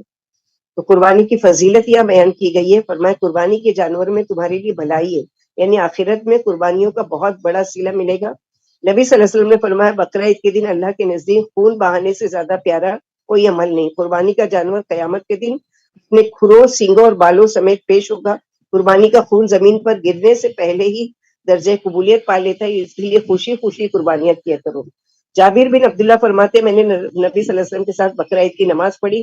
فارغ ہونے کے بعد آپ کے پاس ایک مینڈھا لایا گیا. آپ نے اسے ذبح کرتے وقت بسم اللہ واللہ اکبر اللہم ھذا انی وعمن لم یذا من امتی، یعنی بسم اللہ واللہ اکبر، اے اللہ یہ میری اور میری طرف سے اور ان امتیوں کی طرف سے بھی جو قربانی نہ کر سکتے. تو اللہ کے نبی صلی اللہ علیہ وسلم نے اپنی پوری امت کی طرف سے قربانی کی، لیکن اس کا مطلب یہ نہیں ہے کہ ہمارے لیے پہلے کی جا چکی تو اب کرنے کی ضرورت نہیں ہے. نہیں، اللہ تعالیٰ نے جس کو استطاعت دی ہے اپنی حیثیت کے مطابق اچھے سے اچھے جانور کی قربانی کرنا ہے. ایک صحیح حدیث میں آپ نے لوگوں سے فرمایا تم کو قربانی کا گوشت 3 دن سے زیادہ رکھنے سے پہلے منع کیا گیا تھا، اب تم کھاؤ اور جب تک چاہو رکھو. ایک روایت میں کھاؤ جمع کر لو اور صدقہ کر دو، ایک روایت میں کھاؤ کھلاؤ اور صدقہ کرو. قربانی کا وقت نماز کے بعد ہے. نبی صلی اللہ علیہ وسلم نے فرمایا ہم اپنے اس دن میں سب سے پہلے نماز پڑھتے ہیں، پھر واپس آ کر قربانی کرتے ہیں. جس نے ایسا کیا اس نے سنت پر عمل کیا، اور جس نے نماز سے قبل قربانی کی اس کی قربانی نہیں ہوئی، وہ صرف کھانے کا گوشت ہو گیا کہ گھر والوں کے لیے مہیا کیا گیا. نبی صلی اللہ علیہ وسلم نے فرمایا تمام ایام تشریق قربانی کے، یعنی 3 دن قربانی کے 10 11 12 لن ینال اللہ لحومها ولا دماؤها ولكن ينالوا التقوى منكم كذلك سخرها لكم لتكبروا الله على ما هداكم وبشر المحسنين. اللہ کے پاس نہ قربانیوں کا گوشت پہنچتا ہے اور نہ خون، لیکن اس کے پاس تمہارا تقویٰ پہنچتا ہے. اللہ نے اسی طرح ان کو تمہارا فرما بردار بنا دیا تاکہ اللہ کی دی ہوئی توفیق پر تم اس کی بڑائی بیان کرو اور آپ مخلصوں کو خوشخبری سنا دو.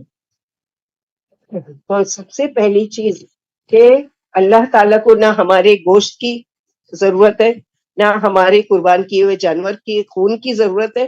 اللہ تعالیٰ کیا تقویٰ کہ وہ کس نیت سے اللہ کے نام میں قربان کیا گیا ہے، تو اللہ کو وہ نیت مقصود ہے. تو نیت خالص کرے، یہ نہیں کہ لوگوں پر کمپٹیشن کے لیے کہ اس کے وہاں 2 کٹا تو میرے وہاں 5 بکرے کٹے، اس کے وہاں 50,000 کا آیا تو میں نے 1 لاکھ کا بکرا. یہ ساری چیزیں ضائع کر دینے کی والی. کوئی بھی چاہے آپ کی حیثیت 10 15 20 ہزار یا کم سے کم کی بھی ہے، آپ نے قربانی کی خالص اللہ کے لیے، اللہ کے یہاں قبول ہو گئی. کسی نے 1,00,000 1.5 لاکھ کی بھی کر دی، 5 لاکھ کے بھی جانور ذبح کیے، لیکن اگر ریاکاری کیا، دکھاوا کیا اور لوگوں میں شہرت کے لیے، تو اس کی وہ ساری کی ساری اللہ کے قابل قبول نہیں ہے. ان اللہ یدافع عن الذین آمنوا ان اللہ لا یحب کل خوان کفور. یقیناً اللہ مومنوں کی طرف سے مدافعت فرمائیں گے، اللہ ہر خیانت کرنے والے اور ناشکرے کو نہیں پسند کرتے. اذن للذین یقاتلون بانہم ظلموا وان اللہ علی نصرہم لقدیر. الذين اخرجوا من ديارهم بغير حق الا ان يقولوا ربنا الله ولولا دفع الله الناس بعضهم ببعض لهدمت صوامع وبيع وصلوات ومساجد يذكر فيها اسم الله كثيرا ولينصرن الله من ينصره ان الله لقوي عزيز. مسلمانوں کو مظلوم ہونے کی وجہ سے جنگ کی اجازت دے دی گئی جن سے کافر برسر پیکار ہے. یاد رکھو اللہ ان کی مدد پر خوب قادر ہے جو بلا وجہ اپنے گھروں سے نکالے گئے صرف اس بات پر کہ وہ کہتے کہ ہمارا رب اللہ ہے.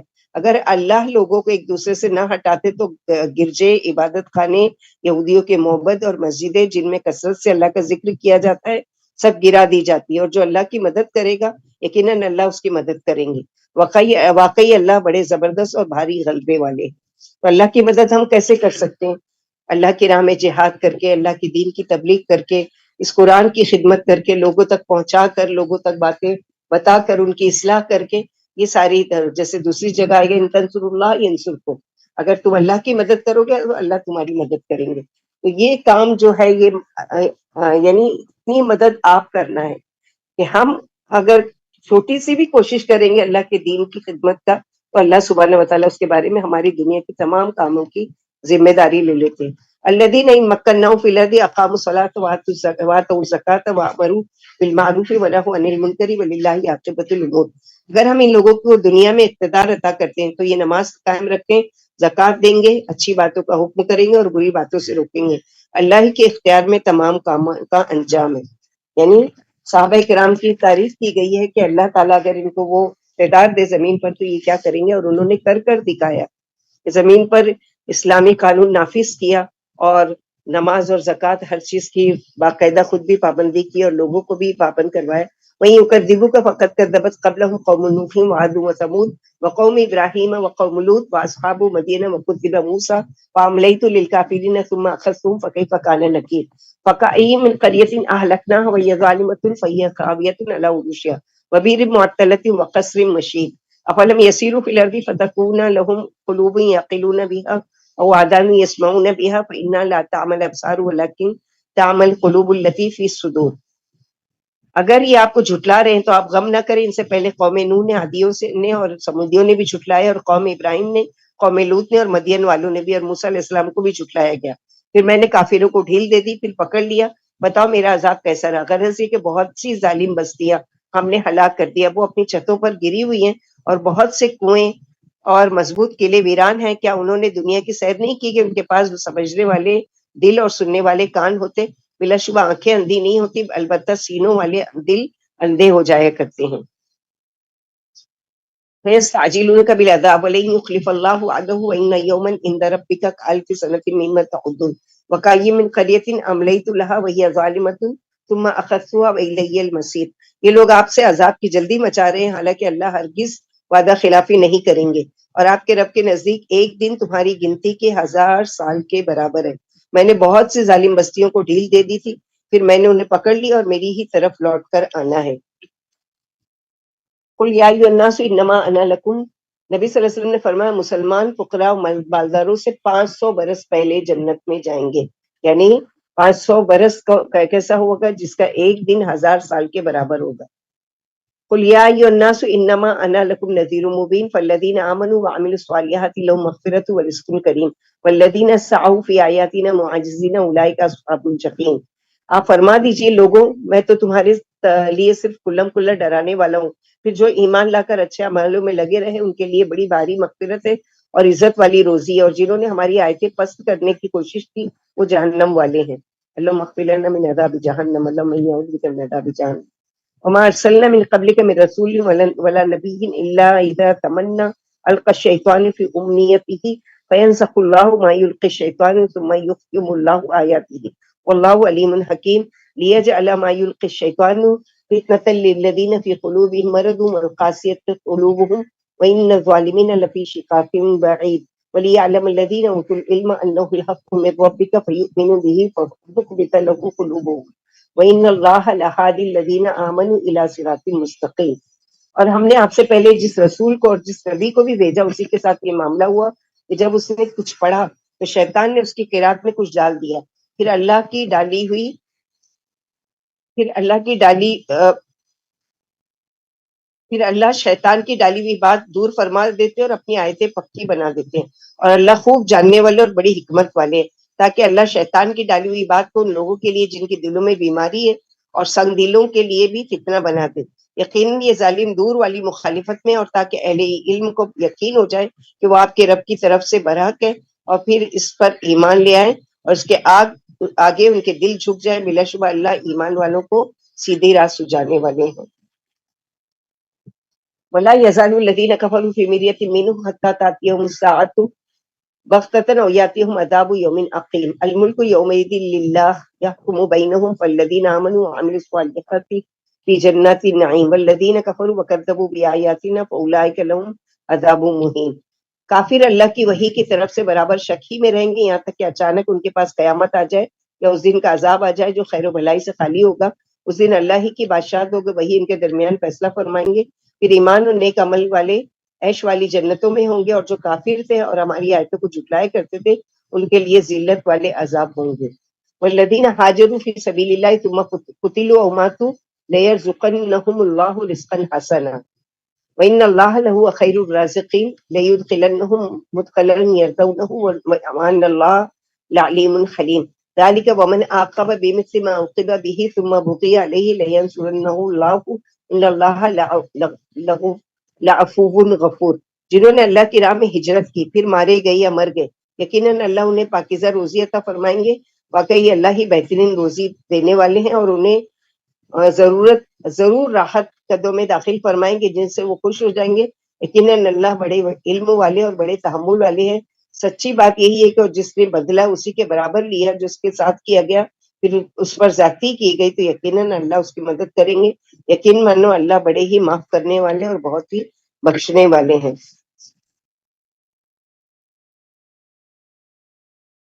صحابہ کرام کے ایک چھوٹے سے دستے کی حرمت والے مہینے میں مشرکوں سے مٹبھیڑ ہوگی۔ مسلمانوں نے ہرچند چاہا کہ جنگ نہ کرے مگر مشرک باز نہیں، آخرکار مجبور ہو کر مسلمانوں کو بھی لڑنا پڑا۔ اللہ نے انہیں شاندار فتح نصیب فرمائی۔ یہ آیت اسی دستے کے بارے میں نازل ہوئی کہ اس مجبوری میں اللہ درگزر کرنے والے اور بخشش کرنے والے، یعنی وہ حرمت والے مہینے میں لڑنا نہیں چاہتے لیکن ان لوگوں نے مجبور کیا تو صحابہ کرام کو لڑنا پڑا۔ ذالک بان اللہ یولج اللیل فی النہار ویولج النہار فی اللیل وان اللہ سمیع بصیر ذالک بان اللہ هو الحق وان ما یدعون من دونہ هو الباطل وان اللہ هو العلی الکبیر۔ یہ اس لیے ہے کہ اللہ رات کو دن میں اور دن کو رات میں داخل فرماتے ہیں، اور وہ یقیناً خوب سننے والے اور خوب دیکھنے والے ہیں۔ یہ اس واسطے کہ اللہ ہی سچے ہیں اور مشرک اسے چھوڑ کر جنہیں پکارتے ہیں وہ جھوٹے ہیں۔ بلا شبہ اللہ ہی بلندی والے اور کبریائی کے مالک ہیں۔ الم تری ان اللہ انزل من السماء ماء فتصبح الارض مخضرہ ان اللہ لطیف خبیر لہ ما فی السماوات وما فی الارض وان اللہ لہو الغنی الحمید۔ الم تری ان اللہ سخر لکم ما فی الارض والفلک تجری فی البحر بامرہ ویمسک السماء ان تقع علی الارض الا باذنہ ان اللہ بالناس لرؤوف رحیم وهو الذی احیاکم ثم یمیتکم ثم یحییکم ان الانسان لکفور۔ کیا تم نے دیکھا نہیں کہ اللہ نے آسمان سے پانی برسایا پھر زمین سرسبز ہو گئی؟ یقین مانو اللہ لطف والے اور خبردار ہے۔ آسمانوں میں اور زمین پر جو کچھ بھی ہے سب اسی کا ہے۔ بلا شبہ اللہ ہی بے نیاز و خوبیوں والے ہیں۔ کیا تم کو معلوم نہیں کہ اللہ نے تمہارے لیے زمین کی ساری چیزیں مسخر کر دی، اور دریا میں کشتی اسی کے حکم سے چلتی ہے؟ وہی آسمان کو زمین پر گرنے سے روکے ہوئے ہے مگر اس کا حکم ہو جائے تو خیر۔ بلا شبہ اللہ لوگوں پر بڑے ہی شفیق اور مہربان ہے۔ اسی نے تم کو زندہ کیا پھر وہی تم کو ماریں گے پھر وہی تم کو زندہ کر دیں گے۔ یقیناً انسان بڑا ہی ناشکرا ہے۔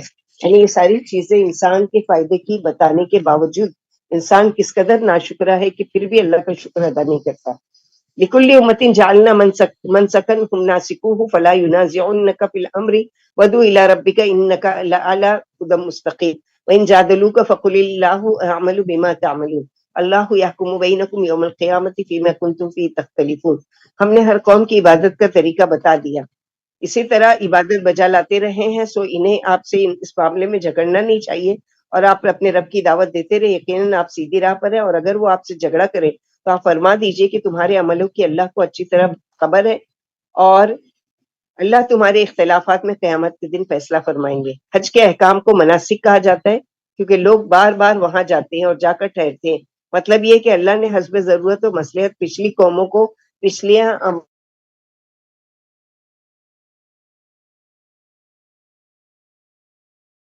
حسب مصلحت منسوخ کر کے ایک ہی طریقہ عبادت بیان کر کیا جا رہا ہے۔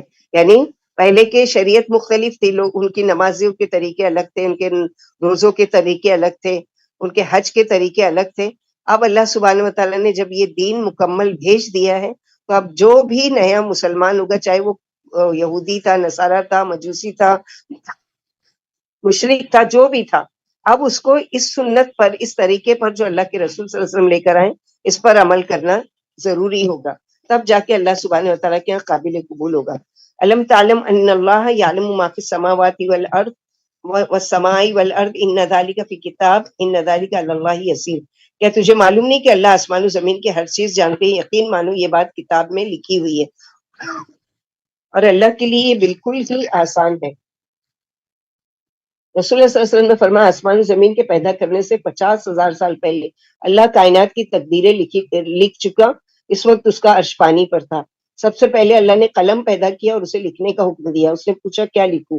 فرمایا جو کچھ ہونے والا ہے اب سے لے کے قیامت تک سب کچھ لکھ ڈال۔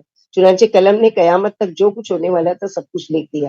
ابن عباس فرماتے ہیں اللہ نے لوح محفوظ کو اتنا بڑا بنایا ہے کہ اسے طے کرنے کے لیے 100 سال کی مسافت درکار ہے۔ اللہ نے مخلوق پیدا کرنے سے پہلے قلم کو لکھنے کا حکم فرمایا۔ قلم نے پوچھا کیا لکھوں؟ فرمایا قیامت تک کے مخلوق کے بارے میں میری معلومات لکھ لے۔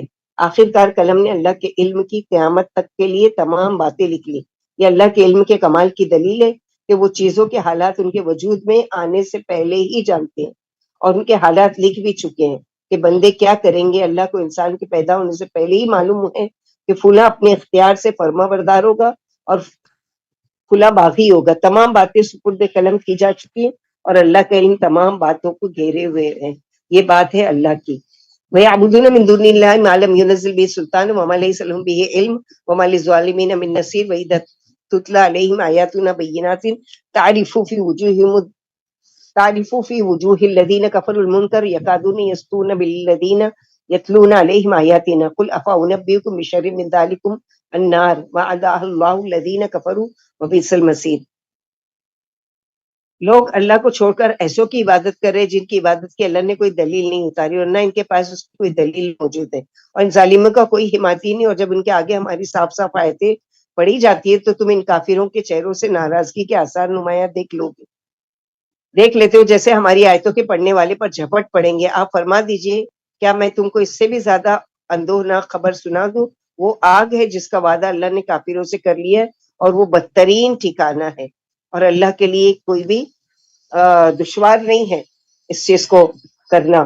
یا ایھا الناس ضرب مثل فاستمعوا له ان الذين تدعون من دون الله لن يخلقوا ذبابا ولو اجتمعوا له وان يسلبهم الذباب شيئا لا يستنقذوه تنقذوه منه ضعف الطالب والمطلوب ما قدر الله حق قدر ان الله لقوي عزيز۔ لوگوں ایک مثال بیان کی جا رہی ہے، اسے غور سے سنو، اور یہ شرک کی مثال کہ جو شرک کرتے ہیں ان کو چیلنج کیا جا رہا ہے کہ جن کو اللہ کو چھوڑ کر تم پکار رہے ہو، وہ ناممکن ہے کہ ایک مکھی بھی پیدا کر سکے، اگرچہ سارے اکٹھے ہو جائیں، اور اگر ان سے مکھی کو چھین کر لے جائے تو اس سے اسے چھڑا بھی نہیں سکتے۔ طلب کرنے والا بھی کمزور ہے، طلب کیا جانے والا بھی۔ لوگوں نے اللہ کے مرتبہ کے مطابق اس کی قدر نہیں کی۔ یقیناً اللہ طاقتور اور غالب ہے۔ ایک حدیث قدسی میں ہے کہ اس سے بڑھ کر اور کون ظالم ہوگا جو میری طرح پیدا کرنا چاہے۔ اگر کسی کو حقیقت میں الہی قدرت میسر ہے تو وہ ایک چونٹی یا ایک مکھی یا ایک دانہ ہی پیدا کر کے دکھا دے، یا ایک جو ہی پیدا کر کے دکھا دے۔ مکھی تو کیا پیدا کر سکیں گے؟ ان کی عاجزی اور بے بسی کا تو یہ عالم ہے کہ اگر مکھی ان سے کچھ چھین کر لے جائے تو اس سے اپنا حق واپس نہیں لے سکتے۔ اس کے مقابلے اور انتقام سے عاجز ہے، حالانکہ مکھی ایک معمولی اور حقیر سی مخلوق ہے۔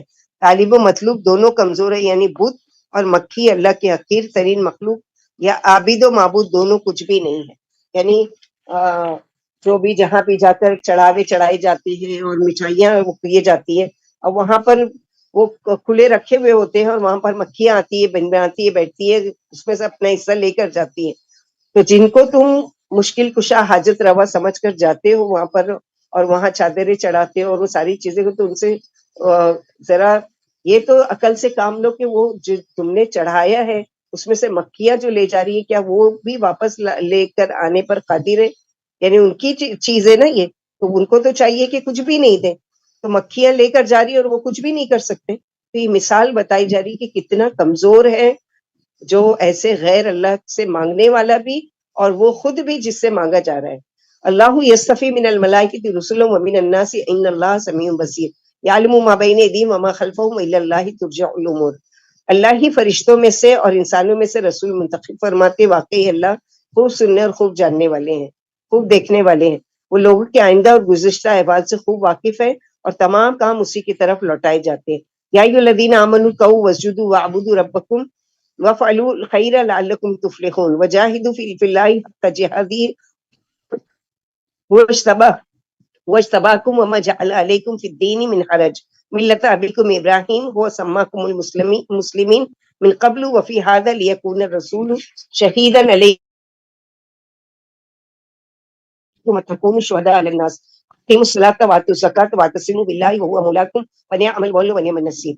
اے ایمان والو، رکوع کرو، سجدہ کرو، اپنے رب کی عبادت کرو، اچھے کام کرتے رہو تاکہ تم کامیاب ہو جاؤ. سجدے تلاوت کی آیت ہے، جیسے کہ اس سورے میں بتایا گیا کہ 2 مرتبہ سجدہ آئے گا، تو سجدہ کرتے ہیں.